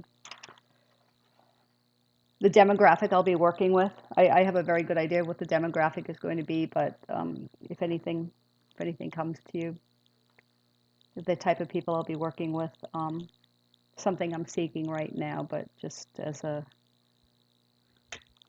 I like 35 to 65-year-old women, but I don't know where that comes from for me. I don't know. What do you? Yeah, I see Cindy's an emotional response. Go ahead. Remember, it's a frequency exchange, all Yeah, right? So age is, an earth age. right. You're going to be attracting those on a soul level that are here to listen to you. You know that. I do know that. Yeah. And so, I mean, when you ask that question, I saw babies in the womb, okay, coming through, and I saw old souls. And don't forget those on the other side. You're going to be welcoming, like, your art's going to be like portals, and they're two-way portals, okay? Yeah, my whole body just Lit up. lit up right now. Yeah. Yeah. Yeah. hmm Anyway, Thank you. you're welcome. I do need to go, which is why I asked to come sooner. So thank you, everyone. Really appreciate it. You're welcome. Thanks. Have a good night. Thank you. All right, great. Let's see. So I want to check. So I think we've got Kat, Cynthia, and Joanne here. I want to check and see if we have Lee or Kimberly here. I'm trying to see if we have space for another question. We're in alphabetical order, so I'm looking. I don't see Lee, and I don't think I see the second Kimberly H. If you are here, please let me know. Yeah, so we've got 3 more questions in line right now, Kat, Cynthia, and Joanne. Yeah, let's see. So we've got an hour. So I think we could have we have one more person that's wanting to get in line for a question. So that's why I think we have space for one more question. We keep ourselves at a good clip. All right, great. All right, let's see. So we've got Kat in line next. So Kat, did you want to jump in? Hi, yes, please. Thank you. So I'm open to messages and directives. I'm open to like directives about, waking up my gifts to service, how, like steps. I feel like I'm on the precipice of something, but I don't know what. And I usually like to have plans A through G, but right now, that way, like I'm ready to pivot, I can be flexible, but right now I feel like I don't have any of those plans. So if that's not the direction of what comes, I'm also really open if you could describe my guides or visitors, I'd love that too, please and thank you. I think once when I was little, maybe Saint Rose was coming to me and I naively didn't recognize her as this loving, generous being, and said, Jesus says, go away, because I thought she was Maleficent. And so I've tried to apologize to her many, many times. But I think I kind of block myself a little there. Or if you have any insight on my lovely little family, I think we are an indigo and a crystal, and we had 3, beautiful spirited little ones, one of whom declares that they're a rainbow spirit. So I'm just open, and I really appreciate all of or any of your insight. Thank you so much. Sorry, I was multitasking there for a second. What did you say about the 3 little ones and one of them saying that he's a rainbow spirit? Yeah. Did I catch all of it, or was there something else? Because I know I've got photos.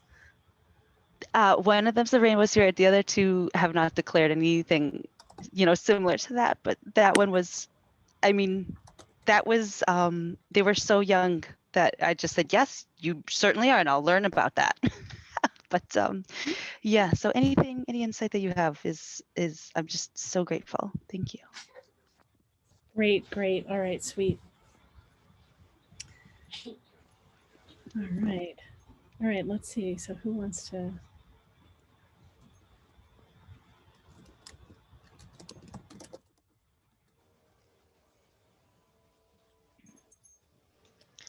So, Kat, who I am feeling near you, you said St. Teresa? appear to you? Is that correct? I'm also seeing Saint Frances Cabrini. She is one of those.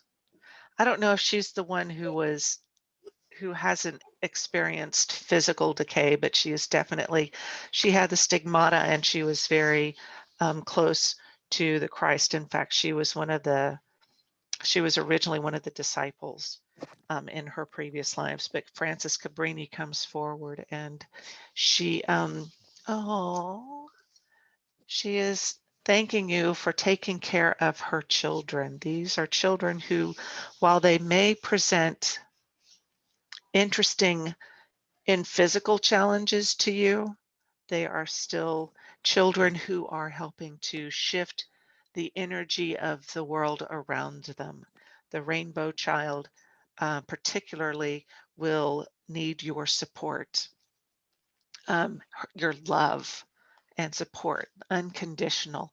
No, none of this. Well, the opposite of unconditional is conditional. So the unconditional support with guidance. It's not going to be a question of having the child, you have to do this. It's let's work together. This is your rainbow child is one who needs to have someone come with them along the way. And whether, and of course, Archangel Michael's coming through because, he's everybody's guide if you have him. But Cabrini will be there to guide the child along their path. I'm not saying anybody who has been in body, but Frances Cabrini, she is just so right there and so happy to be recognized, and so that you can call on her. She's not going to just come swooping in. Like I said, with everybody else, the guides will come in. So when you're having a particularly challenging day, call her in and say, here, can you talk to my kid? And the kid is the child is going to probably say some stuff that in our 3D mind, you would go, what? Accept it. The child has a large imagination and actually does do the astral traveling to other galaxies and actually other universes. This is a multidimensional child you have. So you have been trusted to guide them on their path and to provide them a safe space so that they can grow and do those marvelous things. You are a steward for them, if you will. As far as messages from those who have crossed over, I'm not getting anything. It's just Frances Cabrini is part of my background too. So thank you. Thank you for being willing to take on the task, the job of raising a child in a kind and loving way. Thank you.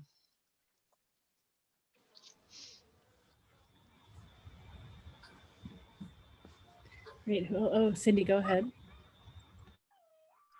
Okay, Kat. Thank you for sending your palms to Lorelei. That helps a lot. When I first saw it, I thought, and then you told me your age. It was like, whoa. And the reason I say whoa is, oh my God, you have earned so much, okay, from your previous lifetimes, that this lifetime, you have so much luck going for you. You can manifest anything you want the moment you say it, unless you get in your own way, okay? So, wow, you must have had tons of achievements growing up, all right? Looks like you have inheritance coming your way. All right. I like that for you. You like to be, okay, without COVID, you like to be wined and dined. You like the finer things in life. And it looks like you have them. And when I did your numbers, you're a 4 life path and you have a 2 attitude. And what that means is that you're part of the business numbers, the 2, 4, 8s. So if you have a business or are thinking about business, anybody whose birthday adds up and reduces to either a 2, a 4, or an 8 is a natural match for you in business, and you'd be very successful in whatever endeavor you decide to do. And right now you're in your 7th year, and the 7th year is all about your spirituality and getting to know yourself and your higher self. I was looking at some of the minerals for you, and the minerals that come up, they're green. And so it's zoisite with ruby. Okay, so you're a giver, and now it's time for you to receive. And your hand says the same thing, just open up and ask for anything that you need because you're going to have it. And I would say that anytime you worry, okay, you're going to cut your luck off before it can even get to you. So be careful about that. Looks like you like to party. Is that true? Are you there? I was muted. Sorry. Yes. Oh, there you are. Are you wearing green?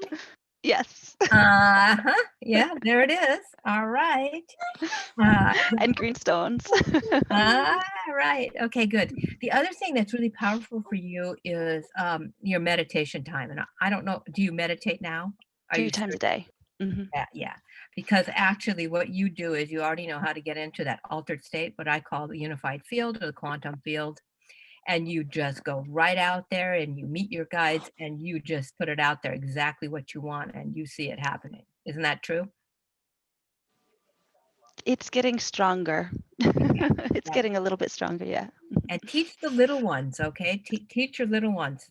Mhm. Join in as a family unit, open up your hearts, make that bridge of love with each other and to a higher consciousness, the source, God, whoever you look towards that, and connect and really put it out there for the community that you live in, for the greater world of this planet, the new earth, the other galaxies that you work with. I mean, you are definitely in alignment. I love that part, and you carry part of a Pleiadian frequency, which is the healer's healer, and some other ones which I won't name.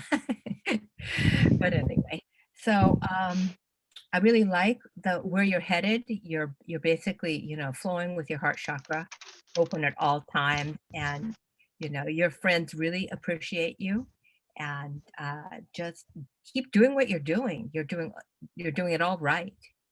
So Thank you. congratulations. You're welcome. Thank you very much. Thank you.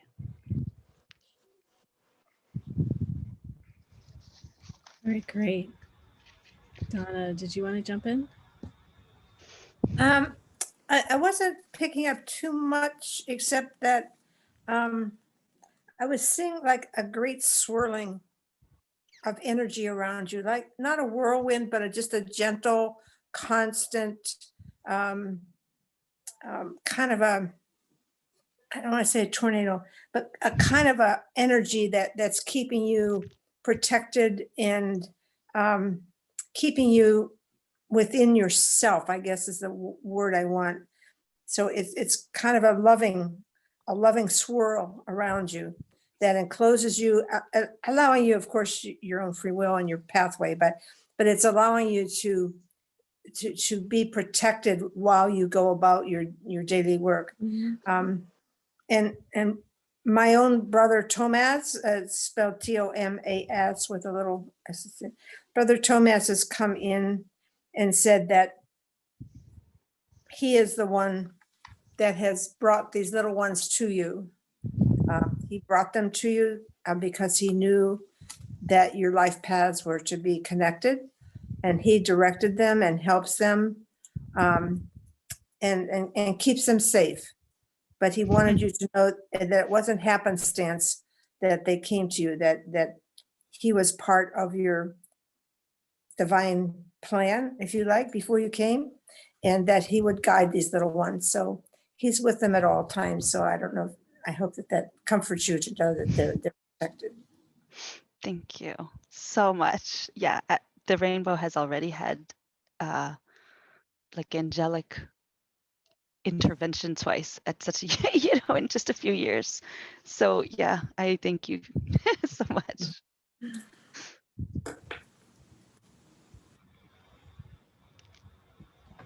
All right, great. And I know you sent me some photos, so let me well, so the thing that your family, and I can't see anyone right now, I've got my glasses off. The thing that you all share as a family very much is the artisan talent. It's about freedom, creativity, pleasure, and energy. It can also result in a lot of rebelliousness and feistiness sadness and moodiness and like being lost, fantasizing and inventing things, like all these things. And so you have a very intellectual flavor of it. And you have strong emotions too from one of your other talents. I'm hearing noise, so I'm thinking that I'm on something, right? Okay, I can't really. So, and then your partner has a much like sweeter, softer, playful flavor of this. Sometimes like feisty, big, playful, and sometimes sweeter and softer. Kind of goes back and forth. That makes sense. Oh, yes. And then of the three kids, is the daughter the firstborn or the son that was in the black shirt in the Black shirt is the oldest. yeah, so let's see. So he's so there are typical roles that kids take in a family just based on birth order, and I think he is doing the first one, which is authority. So this makes sense. He's probably going to do something in business, is my guess. He just has a very what's the word I want? He's just like he's got natural talents at things like sales. He can just say what's needed and slide through things and convince people to do what he wants. Does that make sense? Well, he's developing that. Yeah. Well, Sure. I totally see it. And even from the photos when he's younger to the photos where he's older, I totally can see this. And so how old is he now in these photos? He's still really young, but I can see this. I think the two that I just sent you were within the last year. I But know there's a I wanted to big give people an idea of difference. how old he is. He's like 10. 8-ish? 10? Okay. 10. Yeah. Just so people have an idea. And then oh yeah, like the blue shirt, totally. Like he's pushing his energy out to like get what he wants. But it's got this like slightly sneaky kind of flavor. And then your daughter, I think she has strong opinions about what things she wants to have happen in the world. When people do things in a way that doesn't feel fair, doesn't feel right, like she'll say it. Mm-hmm. That all makes sense? Oh, yeah. So she totally meets you in the emotional space and the feisty space. Like your energies are very well matched. And then I'm assuming it's the youngest one that is the one that is, you said a rainbow child, or what? How did you say it? The middle one, the girl declared. Oh, the girl. Well, it's interesting. Yeah. So the youngest one actually. So for me the I don't know. So for me, the youngest one is very much like his energy is dancing with fairies. Like he's floating off in his, like fantasy and just dancing with all kinds of other the fae to me. So he's going to go there in his own way. But then Totally. she totally connects probably more with so she has more of a, like, to me, an energy with more of like sorry, someone else wants to come in. Like a little bit more of like the coach, therapist, witch kind of like change the world. Okay. Like feisty change the world energy. And I don't know enough about different children and things like that and all the different flavors, but she reads all kinds of things emotionally about people, and she's very sensitive to energy around people. So I'm not surprised Absolutely. that she like picks up and sees all kinds of different energies and things like that. Absolutely. Yeah, we've talked about, you can read your teacher, but let's not try to save your teacher. Well, and this is where, right, so she's ground just that right in. just so early. So so there are ways that she could, so anyone that has these talents, it's important that they learn to see the people that are ready for their gift and learn how to share their gift in a way that people can hear. And she's young, right? She's so young. And but there can be places where she could share this now where it's wanted. And so if she doesn't have an outlet for it, that's where she's just going looking all over the place. And so finding ways that she could participate in programs, like there's got to be ways that young kids can help other kids.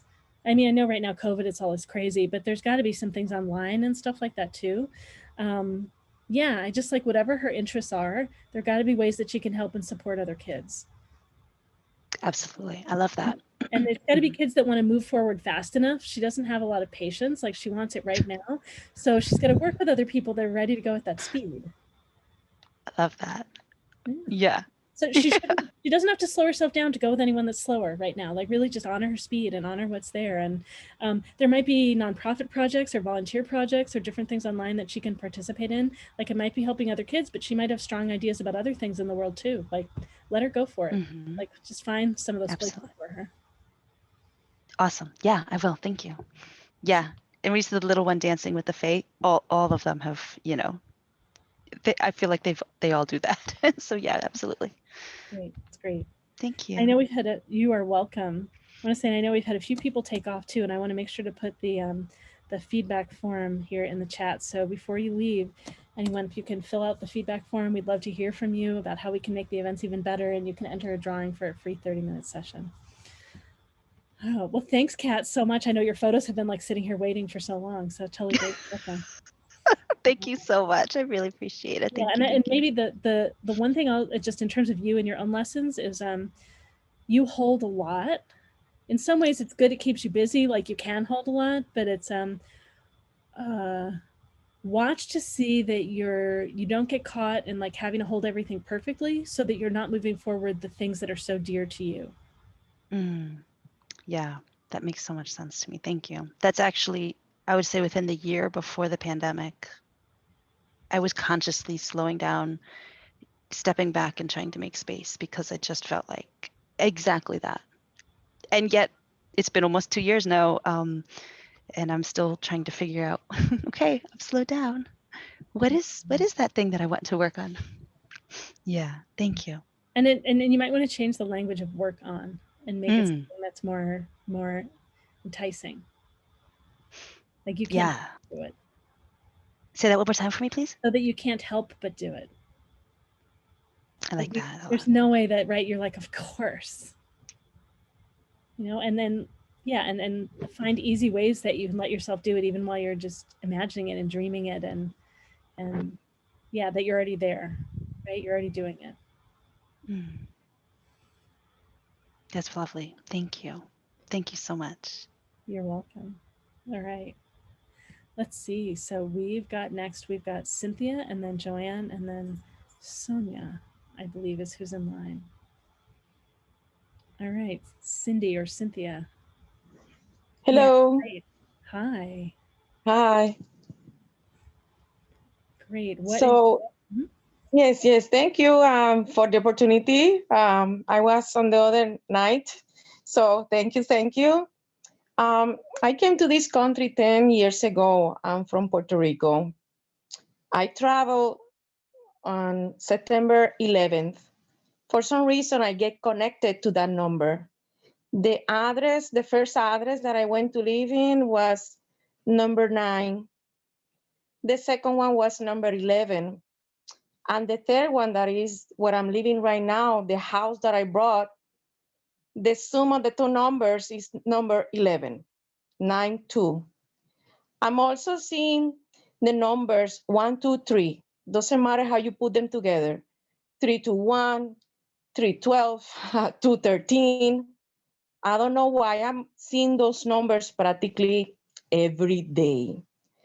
Long time ago, Medium told me that I'm an old soul. And I don't know, I just want to pick up, get something that you pick up from me, if you have any message. That person told me that I have some angels around me, protecting me. So I'm kind of curious, what you see, what you can tell me about it.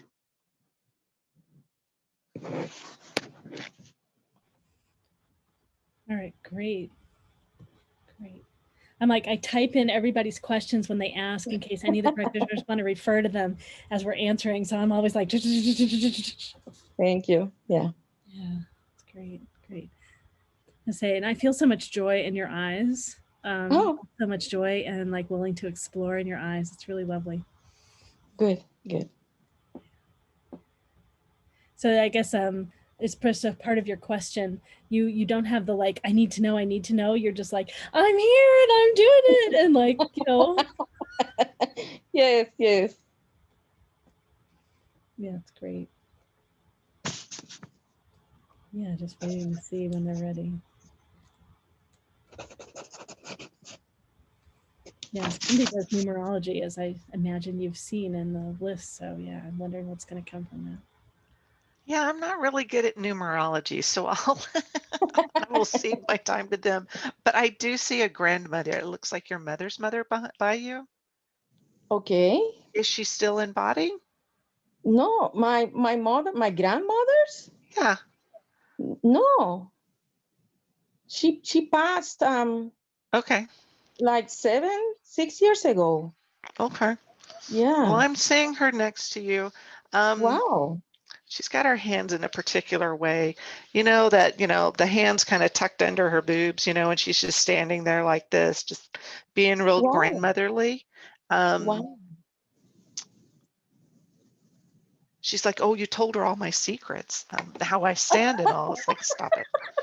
What? So she's prayerful for you. She holds you. Um, she says, "Yes, you have angels, but then there's me, and this is who you need." I think she's adorable, to be honest. She's like, the Um, angels are fine, but you've got me. that's weird because I know her, but I haven't too much contact with her. I mean, it's weird. Yeah, yeah. So, Wow. but that's what I'm getting. And as far as numbers are concerned, I don't, I mean, I know that having numbers show up, there is a deep connection there. I don't know what it is. 11's an angel number. 9 means it's the end of a cycle. And 1, 2, 3 would be like some sort of beginning coming for you. Okay. Um, yeah, and your grandmother's hanging out with Archangel Michael. He hangs out with everybody. So I don't mean to be dismissive of him, but he's just one of those guys.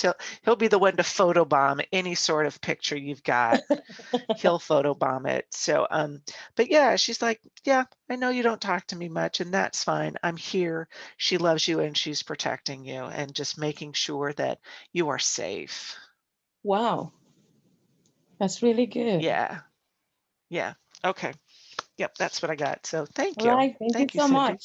Thank you. Mhm. Yeah, go ahead, Okay, Cindy. I have something. Cindy, meet Cindy. Yes. Yes. I'm glad we Hi. have the same name. Yes. Okay, so the first thing when you start talking about the numbers, it was, guess what? You were a mathematician in one of your past lives. Okay. What?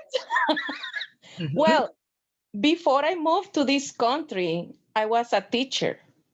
Uh-huh.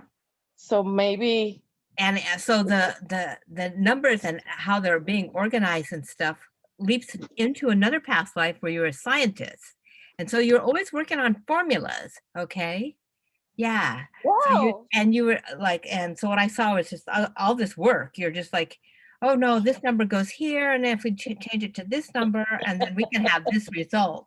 Okay. Okay. So in your field around you, okay, right now, I want to tell you, the full moon, is imminent, right? You are in what they call a divine magic time, okay, where you can manifest anything that you want. Okay, so psychically, I don't know if you know anything about working with magic, do you? Well, I start to feel drawn to crystals, and I'm trying to practicing meditation, get my candles, but I'm just starting with this. I don't know if it's something that It is. You're starting to listen to your higher self, which is good. So, okay. yeah. So the mineral that jumps out for you is red jasper, and that's the stone. It's to get going. Don't hesitate. Just get going. So magically, what I see for you, okay, is a mirror, and on that mirror, you've got the flower of life. Do you know what that sacred geometry is?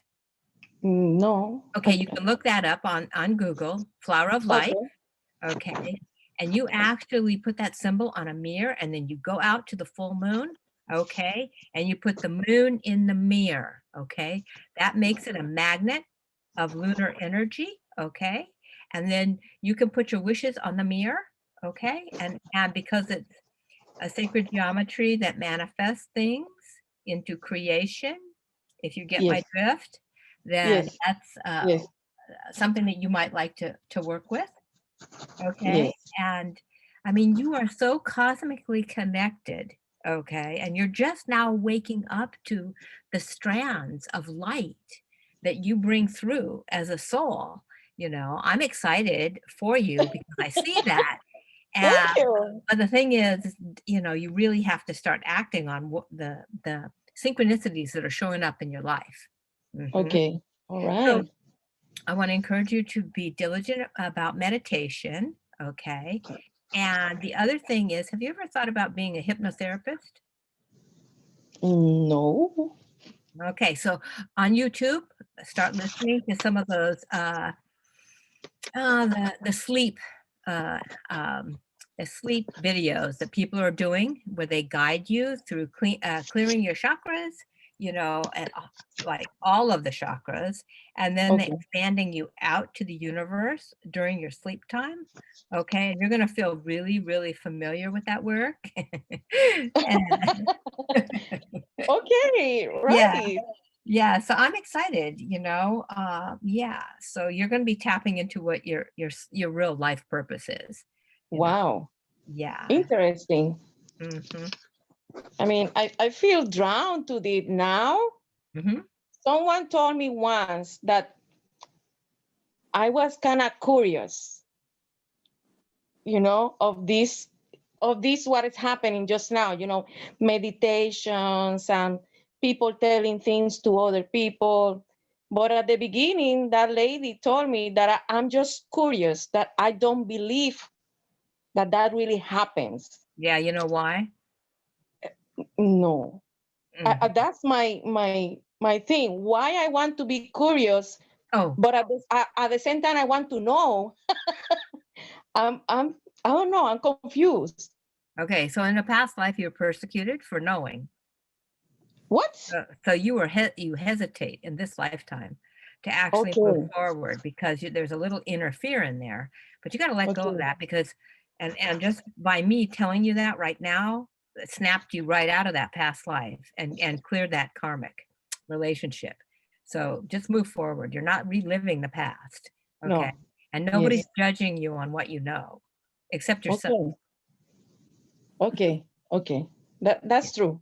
Yeah, I doubt a lot of times. yeah, Yes. yeah. And Yes. there's no time for doubt right now. Unless you Yes. want to stay in the muddy water of the lower dimensions. And Okay. from looking at you, you don't. You want to fly high and see what you can see and experiment with all the juicy stuff that's happening around and connect with people that are doing the same thing and get your own information from your own guides. You're ready. Oh, wow. Right. Thank Mhm. you. You're It's welcome. really interesting. Yeah. Thank you. Great. Susie, go ahead. No, if Dr. Donna wants to go, I'm fine. Yeah. Because I've already said something, so I'll let Donna go. Yeah, this is what I got. I'm not a numerologist either, but this goes back with what Cindy was saying, that you're at a new beginning. And what I'm getting is that the numbers 1, 2, 3, or whatever, but no matter what order they're in, they represent the beginning of all the numbers in the universe. So 1, 2, 3, beginning. And so every time you see those, it's like a little, not a little, a big 2x4 hitting you over the head, say, this is the new beginning for you. 1, 2, 3, go. 1, 2, 3, go. 1, 2, 3, go.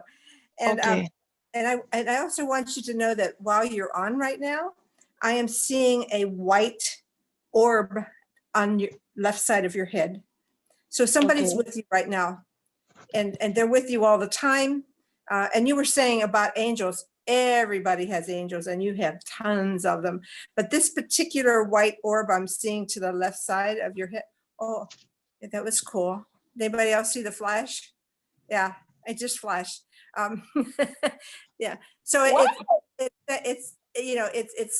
it's one of your more important. I don't know if it's an ancestor or a guide or whatever, but they're with you all the time. And what I got was, okay, that you have good health, and you have great power, and you have great strength. And so because you're so strong that way, but you're also happy and bright, and you're like a beacon for other people. So what Cindy said about and which would allow people to trust you, really trust you in a healing sense. So what Cindy said about hypnotherapy or some related healing thing, where you would be helping people to heal because they believe in you. And I'm not saying to be a shaman or, witch or anything like that, but there's so many things that you can help people heal in the metaphysical or the psychic way, that you are just, it's like if they could have made a little mold and put in all the good things that, that a healer in the light, what a healer in the light is, like all of us, to make, you would be it. Okay. You're bright, you're strong, you're powerful, and you've come to do that. So don't be worried about being curious, because that is what you came for. I mean, can't you see that path ahead of you? Boom, like 1, 2, 3, girl, go for it. So you're just starting, and there's so many ways that you can learn. There's people around you that will help you to learn. Be very cautious. Don't pick just anybody. Always make sure that they're of good character. Yes. People that, there's so many charlatans out there. There really are. Right. So Yeah. you want to find very true, strong people that can help you. But I wish I could live another 50 years to see you, because you're going to be so cool. Wow. Thank you. I'm so happy for you, dear. It's all. Thank you. Wow. Yeah. Have fun. Thank you so much. Yeah. Wow. I wasn't expecting this. Go ahead. Yeah, go ahead, Susie. And Okay. So Cindy, as you were talking about the different things that you were playing with, crystals and candles and this, I really got very strongly that candles are a really good place for you to start. They encompass so many aspects, because you can use color and you can use the elements with it. You can anoint the candles. I also got very strongly that grandmother was a bruja. So she... Does that sound okay? Because she's over there just going, I'll help No, her with I'm fine with that. Maybe Okay. she's sending the message, Yeah, I have to go through that path. I mean, yeah. Well, and it's one of those things where you're integrating your magical life in everything you do so that it's easy. So it's like working with intention. When you do something, set that intention to have the best outcome, or that cake is going to rise, or, this walk is going to be great. But she's over there so excited that she's been uncovered. There was a time when that's what she had to do. She had to, it's put that broom under the bed or by the door or whatever those things. And people okay, just thought, okay, but she was in a culture that accepted it. So she's okay. encouraging to embrace the brujaness that is part of your Yeah, no, part that's of your good. That's lineage. good. But she's like, Wow. do whatever you want, but candles are a really good place for you to go. Okay. And I mean, we use candle magic when we do blow out birthday candles, so it's something that everybody does. They just Yeah. don't know it. And now that you can travel on that path consciously, it's going to be so much fun for you. I can see that. Wow. You're just like, this is good. Let me try this. Let me try this. Go, So go, go, go. Thank you so much. you're Thank you. welcome. Thank you. Thank And you. thank you to the grandmother who talked to me. Thank you very Oh, much. She's wow. lovely. That's amazing. It's amazing.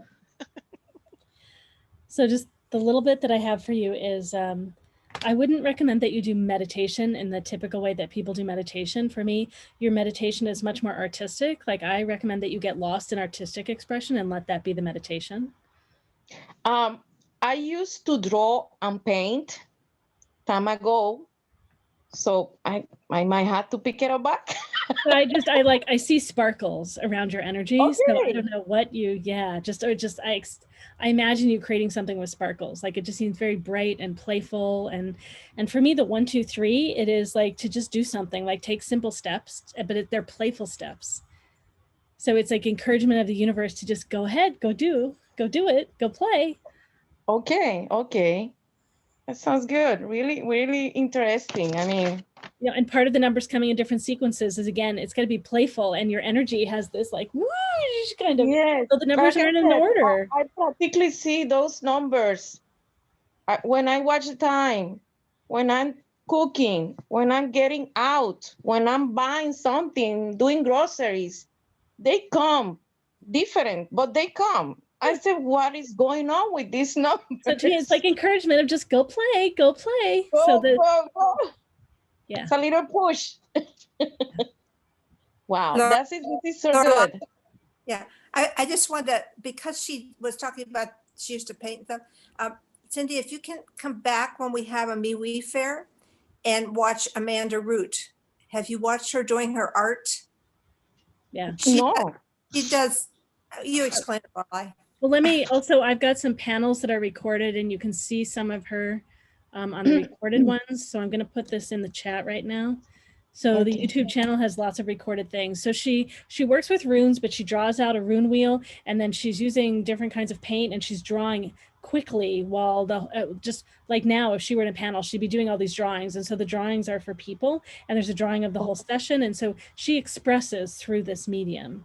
I mean, she's able to talk about it, but I mean, for me, really, it's her artwork. Like runes were a way in for the artwork. Oh, okay, okay. Amanda Root, right? Yeah. Root, R-O-O-T. Yeah, Okay. she's in. Good. Yeah, Coyote Intuition is what she. Yeah. Good, good. I'm also curious. I have We're out of some time. attachment. I love animals. I love animals, and I lost a cat and a dog. I had to put them to sleep. It was so hard for me.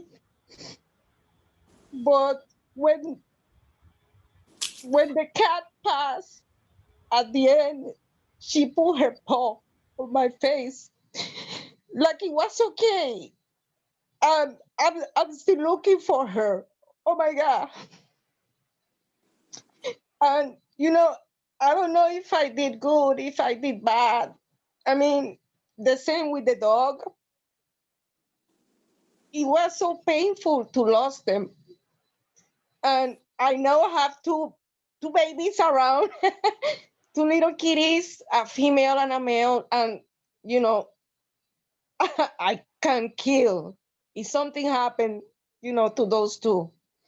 I don't know if you pick up something from them, especially Donna. I mean, I just want to know if it's nothing comes, that's okay. But I do care so much for them, and still, I have them with me. Let me just say that when she put her paw on your cheek, she was saying goodbye, not to worry, everything was good. And for the dog too. So what you need to understand, we don't have time for me to do a whole reading for you, but what you need to understand is they are in spirit around you. They have not left. They are with you as if they were in the physical. They love you. They want you to know that you did nothing wrong, that everything is beautiful, and they are so grateful to you for the life that they had with you. And please do not be sad. Remember them as they were, in happiness and joy, and just always carry in your heart that love, because the love you shared between them is what is left, that lives forever in the universe, forever. And so please don't be sad, but remember them in the joy. That's what they want you to do. And if you want to do a little memorial service for them, put a picture and like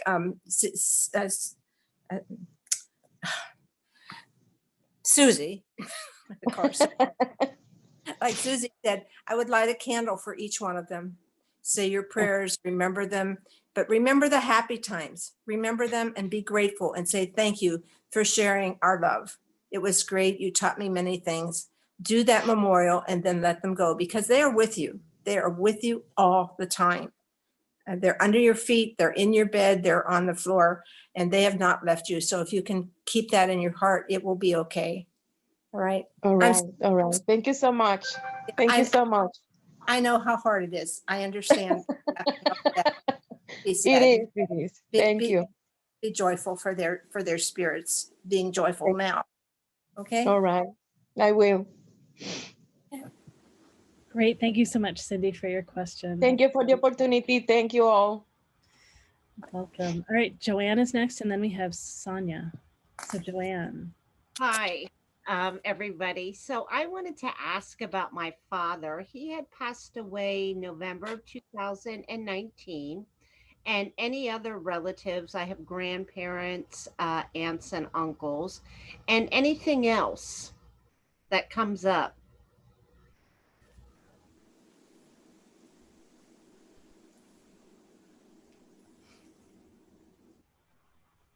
What do you do for work? I work in human resources. Okay.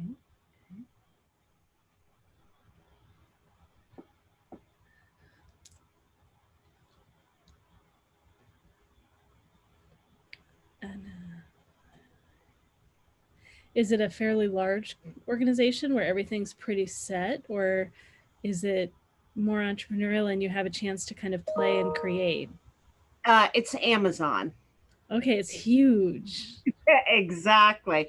But they have small divisions and they're really into creativity. Mhm. Yeah, yeah. I've interviewed a number of people that have worked in HR there. So, Okay. yeah. Huh. Huh. Well, so I just you have a natural capacity to analyze things in terms of systems, like and see things in terms of systems. Okay.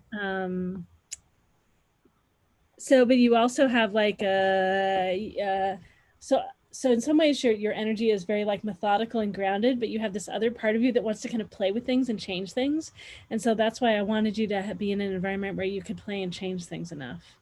Okay. That's one thing. Yeah. And that's not going to happen at Amazon.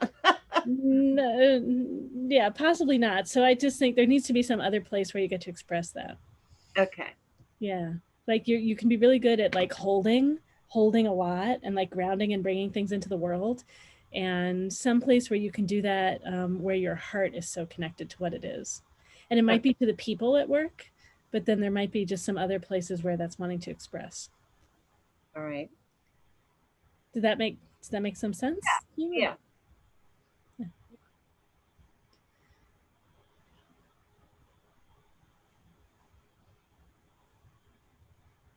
Just waiting to see when people are ready.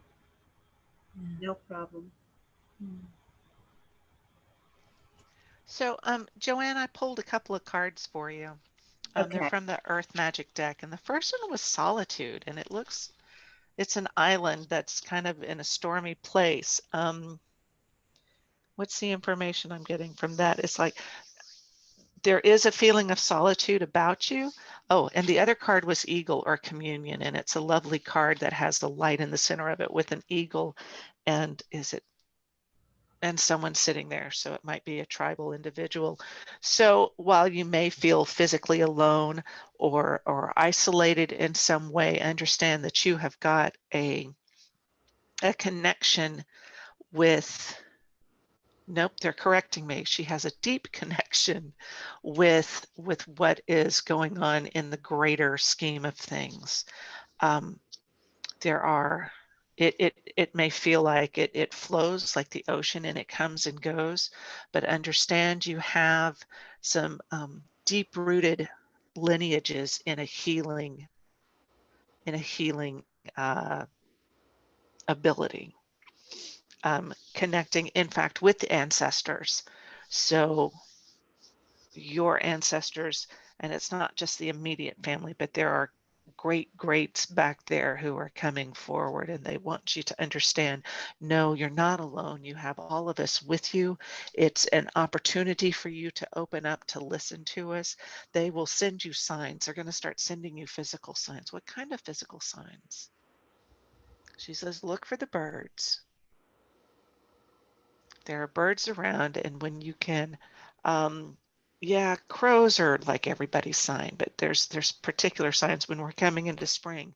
She says, take hope in the birds that will. She's showing me poking around, like what are the first ones that come out? Robin redbreasts. The robins coming out. She says those are to give you hope. If you set up feeders, in about a month or so, you can set up hummingbird feeders, and those hummingbirds will come and find you, and they will, they're a blessing, and they are an indicator of joy. What else? Oh, she says, nope, that's it. We're good. Anybody else? No, you've got angels around you. The grandmother kind of, she's like, those are birds too, if you think about it. It's like, thank you very much. They're pretty snarky, aren't they?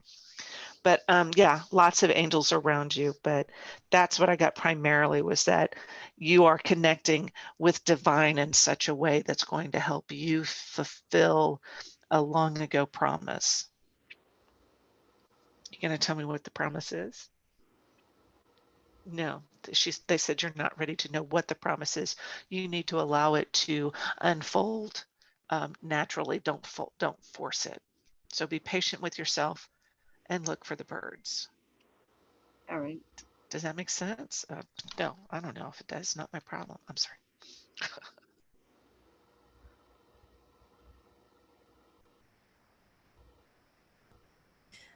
All right, great. Cindy, go ahead and jump in if Susie's done, but if Susie's not done yet.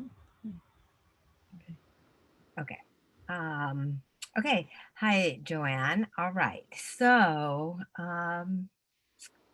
your dad does say these words to you. I'm so proud of you. Okay. And he goes, I'm so proud of you, my daughter. I always knew you were a born leader. And you were here to help other people. Okay. So on a personal level, it's a time of giveaway. Do you know what giveaway is? No.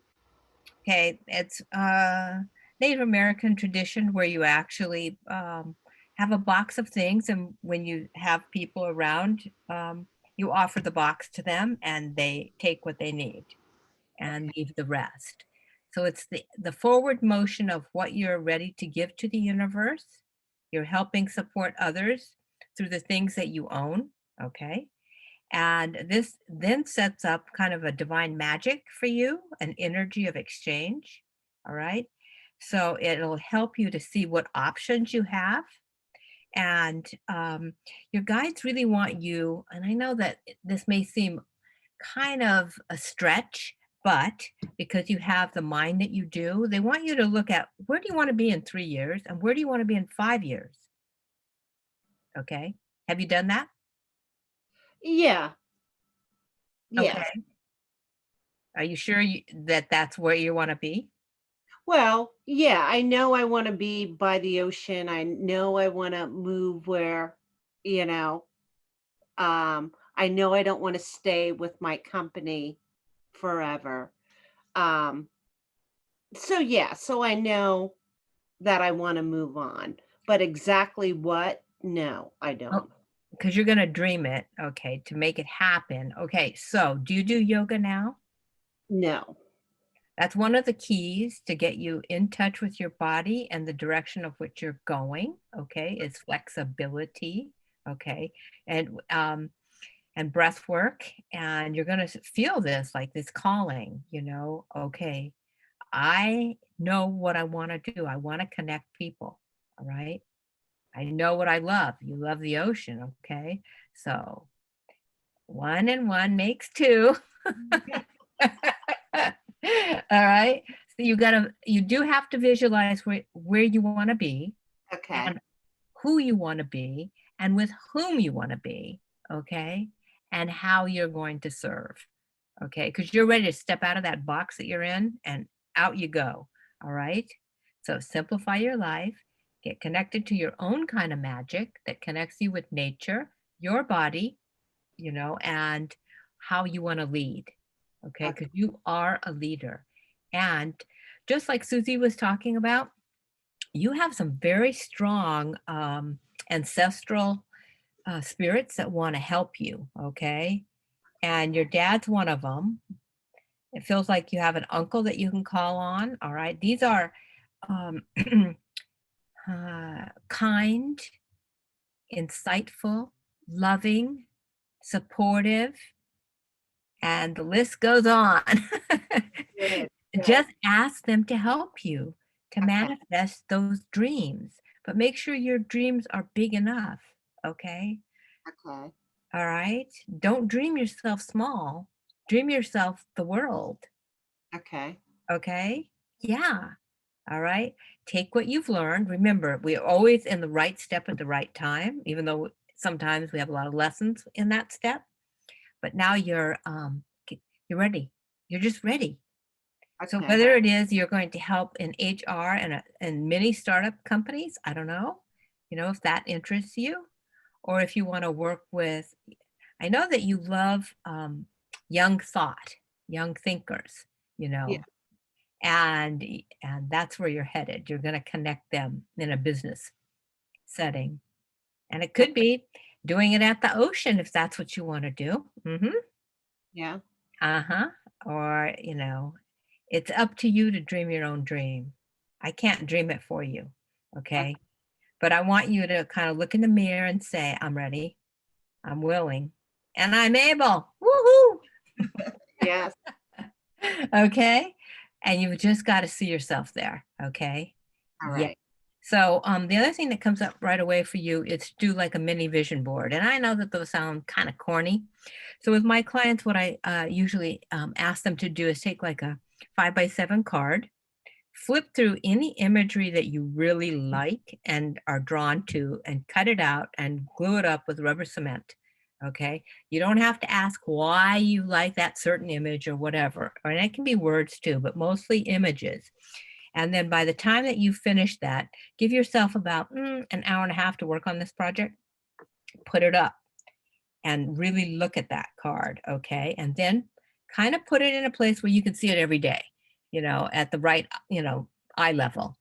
And I guarantee you within about 30 days, maybe 45 days, you'll see that vision come together as signs from the universe of where you're headed. Okay. Trust your higher self to guide you. Ask for divine help. Ask your family to help you on the other side. Sit quiet, record what you get, and be open. And be you. Okay. Good. That's all you have to do. Just be you. Okay. Yep. Opportunity is going to meet you right there in your heart. And you're Good. going to connect with the world. Big. Perfect. Okay. Thank you. You're welcome. Donna needs to share. Just right after that, I want to jump in and just say, so I use my work to help hire people for organizations. And just for example, I'm helping hire right now a talent acquisition manager. And it's for an organization that has over 400 people now, but they are wild, crazy entrepreneurial, like building the plane while flying. And they need someone that really grounds things, but then also will really pivot with them and can be, more entrepreneurial and creative. And so looking for like a younger organization that needs someone to bring in experience, but they can be fluid and move with them, like that's the kind of place to go. Okay. It's not by the water. It's in it's Nashville. So I don't know if it's the right place. I'm just saying, that's the kind of place. All right. Donna. Okay, me next. I'm seeing a man, and I'm being told it's your grandfather. Okay. And I don't, this is how he's presenting. It doesn't necessarily mean that this is how he was in life, but he's presenting in bib overalls. And you know how farmers stand with their bib overalls with their thumbs hooked into the bib part? That's how he's, okay, that's how he's standing. And he's standing in front, he's telling me that he's standing in front of you and he's standing behind you, and that you are totally protected by him. And he's making sure that you are not buffeted by anybody or anything. So really strong spirit, really strong man. And one of the reasons that he's so protective of you is that he said, I had to write it down, okay? He said, because your path must, underline, will be, underline, traveled, because it is for our lineage, our strength, our heritage. You are our star to guide, and you will guide those that follow. Your lineage responsibility is also your enlightenment. You will be shown the path, and soon the light will open for your light work. And then he kind of got a little grin and he said, you will be so surprised and so joyful and expansive with all with all that you will experience and find. And he said that I and all of our lineage are with you all the way. You are our beloved daughter. That's sweet. That's really sweet. So, Thank you. All right, great. Anything else left for Joanne? We good. All right, sweet. Thank you so much, Joanne. All right. Thanks, everybody. I appreciate it. You're very welcome. All right, let's see. So Sonia, you are next. Hello. Hi. Okay. Just a little backstory before I get to my question, just very briefly, because it all ties in. Can everybody hear me? Can you hear It's a little hard to hear you. If you can get closer to the microphone, maybe. me? Okay. Yeah, that's good. All right. How about that? Is that better? I can talk. I can speak up as well. Yeah, I think that's a little better. Go ahead. Okay. So I'm currently suffering from an L4, L5 disc herniation that's been coming on since September 2019, and it hit me full force Christmas Day 2019. I woke up in pain. I couldn't walk, and I've been going back and forth between not walking, walking with crutches, walking with a cane, driving, not walking, all of that. Trigger point injections, decompression, the whole thing. Bring me up to January 2021. But while I was laying in pain, trying to figure out what was going on with me and what my life was going to look like, a lot of old feelings and things came up, and they had to deal with my parents. So, there's a lot of things that I went through and they went through during my childhood, and we had a close relationship, but we really didn't, because we really didn't talk to each other. And they put me in an all-white Episcopalian school at 8 years old. Wait, sorry, I missed that. They put you in what at 8 years old? An all-white Episcopalian school at 8 years old, which is very psycho-emotionally traumatic, and great education, but the way things were then is not the way things are now in terms of diversity. So I was like the only Black in that school. Very small classes, which is great. 6 kids, 8 kids, 12 kids, which is the way education should be. But it was culturally traumatic. I'll just put it like that. So a lot of these old feelings and things came up while I was in pain. And now I'm at the point where I can see where that led me down the path of life and where I am now. So I just want to know if anyone has any connections with my parents, my mom and my dad. I went back and forth between the two of them. It's my dad's fault. It's my mom's fault. It's my dad's fault. Things happened, and I'm trying to heal from that. Forgive them, forgive myself. I want to move forward in my life, and yeah. And I mean, there's a lot of stuff I really can't say now. I'd rather do a private session with a lot of you there on the panel. But just as a general, what's happening now, if either one of them are coming through.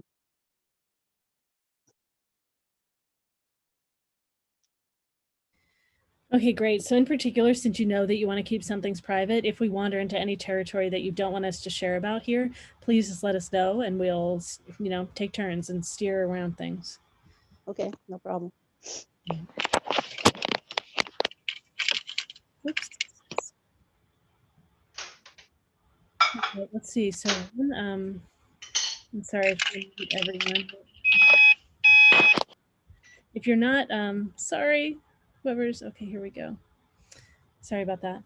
Just one thing I wrote down just while you were sharing was anger.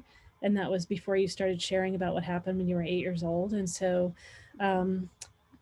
things happening in the back, a lot of it is when it's like suppressed anger of not saying yes and no, not saying what you want and what you don't want. And for me, there's just a lot of stored, like a lot, it sounds like the school, like the setting with the school and people, like even they may have been well-intentioned and not realizing so many of the ways that they could not see you and meet you and be role models for you, and so many things. Yeah. And you're someone that, so there's a difference between, I say anger and aggression. So anger is yes and no, like no, but it's not pushing down on anyone, pushing anyone back. Aggression is when it's hurtful to someone else. And for me, there's just this pure fire, like clean fire, that needs to come through you. And I think that will be healing to your body.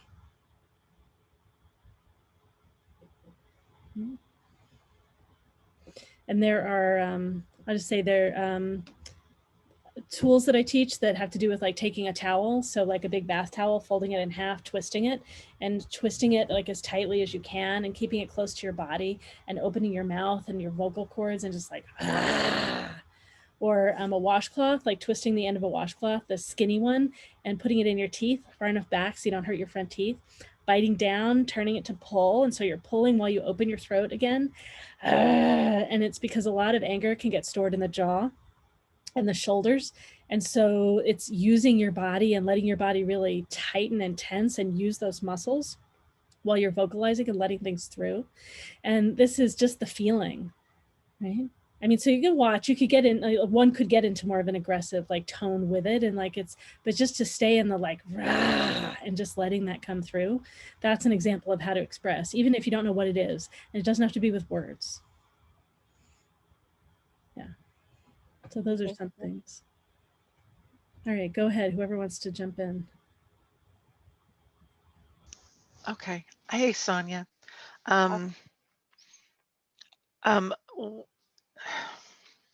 Your parents were saying that education was most important to them. Yeah. But I understand that being a person of color in like the whitest bread faith system that there is, you felt like you stood out in ways that you didn't want to stand out. Right. So I understand that. And then that trauma has been centralized in your back. It feels like it's in the place where like the low back, is that Yeah. right? I'm not okay. Yeah. And Yeah, that's L405 is the low back. Yeah, and I also is it have a curvature in that area as well. okay. Like the weight of the world is even now still on me. Okay. Well, that makes sense because I get a sense that, okay, I'm the only one who looks Right. like me, so I have to represent. So there was incredible pressure on you. I can Right. see that. The education is one thing, but also the low back is about support. And I feel like you didn't feel supported that way. Yeah, academically, but being who you were and being able to say, this is who I am. And I did sense the anger that Lorelei picked up on. What else are my notes? I don't feel that this forgiveness, talking about reclaiming your energy is going to be enough for you. There's going to be something more you need to do. Forgiving your parents, yeah, you can reclaim your energy from them, but there is energy that is been left back at that point in your life that can be called back. You can reclaim that energy and your identity for who you are now. Let's see. The back knocked. Okay. Having your back knock you down gave you an opportunity to open up to looking at this. You get to see a path to healing. What that entails, it's really part of the systemic issues that we are looking at, the systemic racism that we're all feeling. And so honestly, I don't have an answer as to how that's going to manifest for you. I'm hoping somebody else does, but I understand this was a responsibility put on an 8-year-old to represent, and that weight of that responsibility is what knocked your back out. How you can find a way to release that responsibility, I'm not seeing it, and I don't know if it's the fact that I'm white that I'm not able to see it. It's not been my experience. And I apologize to you for that. Who else can step forward for you? I'm drawing a blank because I'm caught up in my own experience. So I'm gonna give the floor over to anybody else who can contribute, and I will offer you more information when I get it. But thank you for sharing your story. I'm sorry you're going through it, and understand that we're here to support you however we can in the best way we can. Okay. Thank you, Susie. You're welcome, Sonia. I'll keep thinking. I'll keep talking. Sonia, This is Yeah. Donna. Hi, Donna. Kit, I don't mean to be, personal, but can you tell me where you live or where you lived? I'm in Seattle area now, lived in Seattle then too. But where were you before when you were young? And in Seattle, I went to Epiphany Day School, which is still in existence, 38th and East And Denny, and and and lived in the Central District, a very diverse community. but And so, are you in academia? Did you go to Sonia? Where did you go? I'm Oh, here. your I'm here. picture just flipped over to the other side of the screen. Did you go to college? Yes, I did. I have a Okay. bachelor. Okay. All right. So I don't know how you might manage this, but I taught for a good number of years at Black historical colleges, and I know you know them, Fisk in Nashville and Mhm. Alabama State in Montgomery. Okay.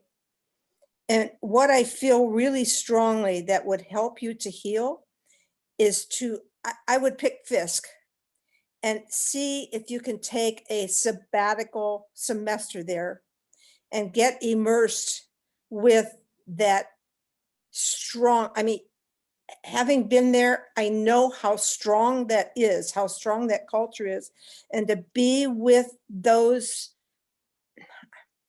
every part of that college, from the history to science too, but the history, the culture, the library, all of the counselors, everything. If you could immerse yourself in that milieu for a semester and just take some classes, as what do you call it? Not a full-time student, but a whatever. I feel like you would be reconnected with the strength and the essence and the beauty and the love. And you would be so surrounded by the strength of the people there. I was lucky enough to be able to live on campus for the years that I was there. And it was just, I was so grateful to have experienced that. And I'm obviously white, but I still understood that strength of the people there. So that might be a way for you to heal totally, to get immersed into that historical background. Okay, great, thank you. Yeah, both my parents went to HBCUs. My dad went to Oh, really? Yeah. Really? Now it escapes me. Booker T. Washington. Yeah. And you want to know what my favorite part of the football games was? What's I that? hate football, Rambling? but I would go for the halftime to watch the band. Oh, okay. So Yeah. cool. I love the band. Man, with a drum major and that, my gosh, they tipped back so far you'd think their head was going to touch the ground. I love that. Yeah, My beautiful, dad went beautiful. to Tuskegee and my mom went to Fairview. I think that school merged. It was called something else and it turned into Prairie View or something. And now it's non-existent. It's one of the HBCUs that. But yeah, it was so cool for me to to be able to go to Tuskegee and just, what a beautiful place. I loved every minute of it. So yeah, go back and find your roots, girl. Yeah, that's great. Okay, thank you, Dr. Donna. Sonia. Okay, Yeah. so this is Cindy, and I have kind of a different take. So I want you to step out of that sorrow right now, okay? And realize, there's a big world out there, and it's time to go have some fun. What does fun mean to you right now? Well, normally I would like to travel during the summer. Mm-hmm. So, with COVID, that knocked that down, and who knows what's coming up this summer. I do see travel for you. Mm-hmm.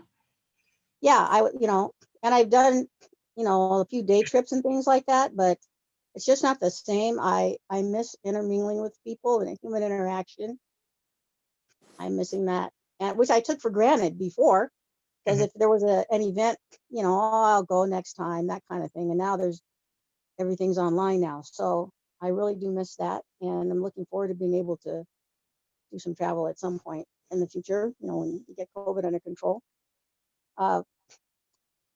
But Yeah, that's Okay, that's so pretty much what it. I see for you actually is you're going to come into some money.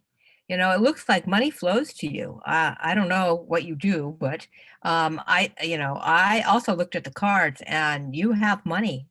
Prosperity is coming your way, and you just have to open up yourself to receive it. Okay, and um, can you do a little bit of yoga? Because I think yoga will strengthen you a little bit and connect you. And I did get a message from your dad, and he goes, "There was so much friction. We wanted to protect you. Is why they chose what they did." And your mother is asking for forgiveness, and she says, "Forgive me for not listening to you." Yes, you didn't. She Yeah, wouldn't let me talk. yeah, yeah. And but yeah, okay. So, uh, comedy clubs online, laughter is going to really, really help you get back to yourself. Okay. And so I want you to ask for a divine intervention on behalf of your back to release any of that ancestral tension that you feel that you're carrying and are not supported with. Okay, and step up to the leadership position that's being opened for you. Okay? You are a leader, all right? And you have a way of, I mean, did you ever want to be in the justice system at all? Like, a mediator or, helping other people to resolve issues? Yeah. I mean, I never thought of it being in the Justice Department or anything like that, or justice system, but I do like helping people. And so, I mean, that would be fun. Yeah, because you're Be a very mediator. good at it, okay? You're very Yeah. good at being able to see both sides of the story, okay?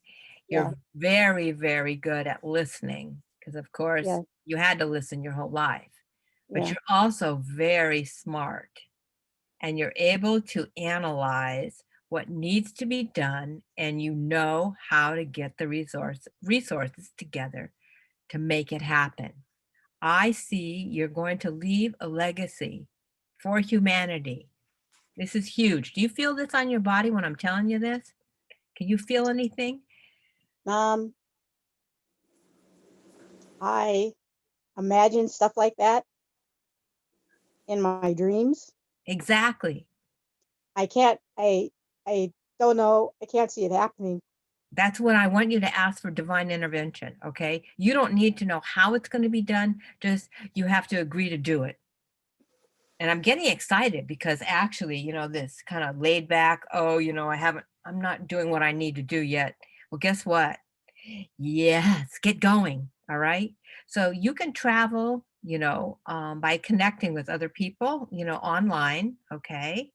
And start forming your own leadership groups to get the job done. You have a voice and it needs to have other voices join you and speak the truth that will build a community and keep it together no matter where they are, no matter what their circumstances. Yeah. Okay. Thank you. Yeah, it's really good. Okay, it really is. You are able to bring peace between two um, different sides of the story. Yeah, Okay. and I think you were a judge in a past life, and a very fair judge. Hmm. Mm. Haven't heard that one before. That's good. Hmm. It's Yeah, different. yeah. So you have a lot of strength from what you've been through. You have a lot of courage. Now you just have to have the guts to go do it. Yeah. That's the problem. How do I But do that? you set up goals for yourself and make them daily goals, weekly goals, and ask for divine help. How do I get this done? Lead me to my next step. Who are my next mentors? Um, who can I mentor? Who needs my help? Those are the kinds of questions that I would say ask your guardian angel to help you with. Mhm. The other archangel that steps up for you is Archangel Gabriel. Yeah, when I do my prayers, I always ask for Archangel Gabriel. I don't know. I did a reading with someone in the past, and I was told, I guess Archangel Gabriel was looking over me, and so when I say my prayers, I always ask for. There's like 4 of them, for archangels whose names I know, and I know there's others whose names I don't know. Yeah, And Metatron actually steps up for you, Archangel Metatron, and he's kind of in charge of the energetics for all of us right now.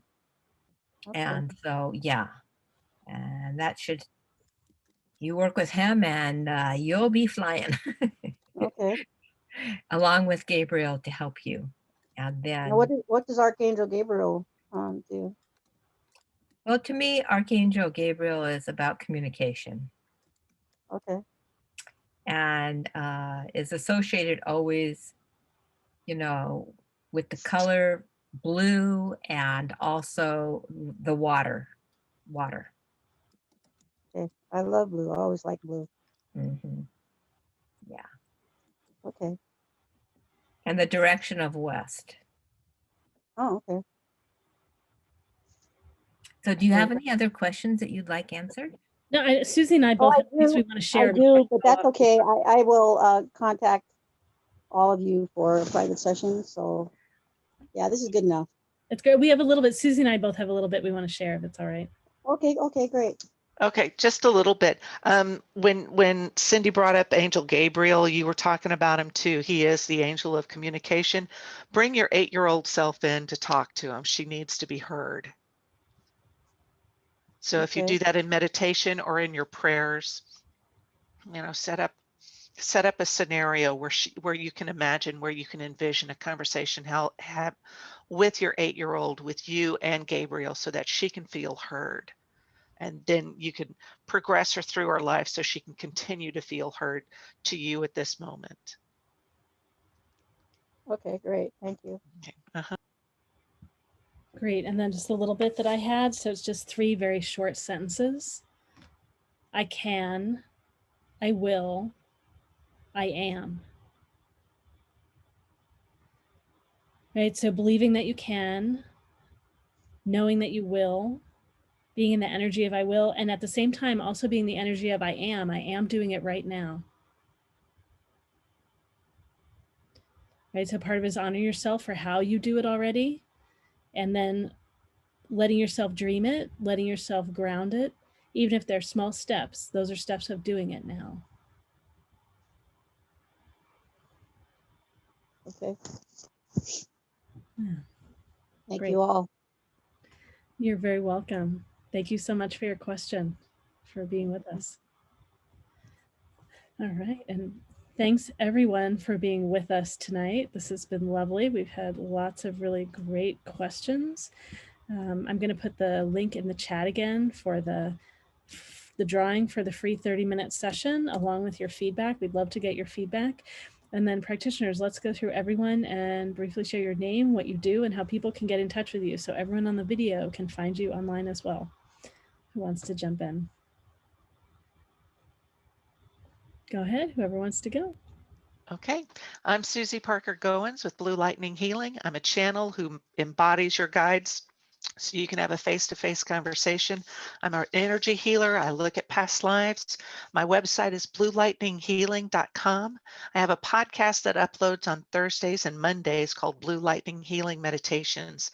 Best way to get a hold of me is through my email at susiepgoins@gmail.com. That's SUSYPGOINS@gmail.com. Thank you so much for giving us this opportunity, and I appreciate every one of us. Thanks.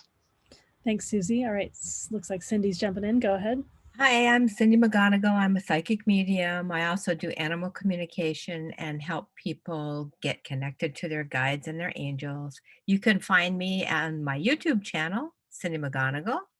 You can also email me at cindymcgonigal@gmail.com. And you can call me. Thank you. Thanks, Cindy. Go ahead, Donna. Yes, I'm Donna Sauer. I'm animal communicator, energy healer, and also a I talk with animals that have crossed over.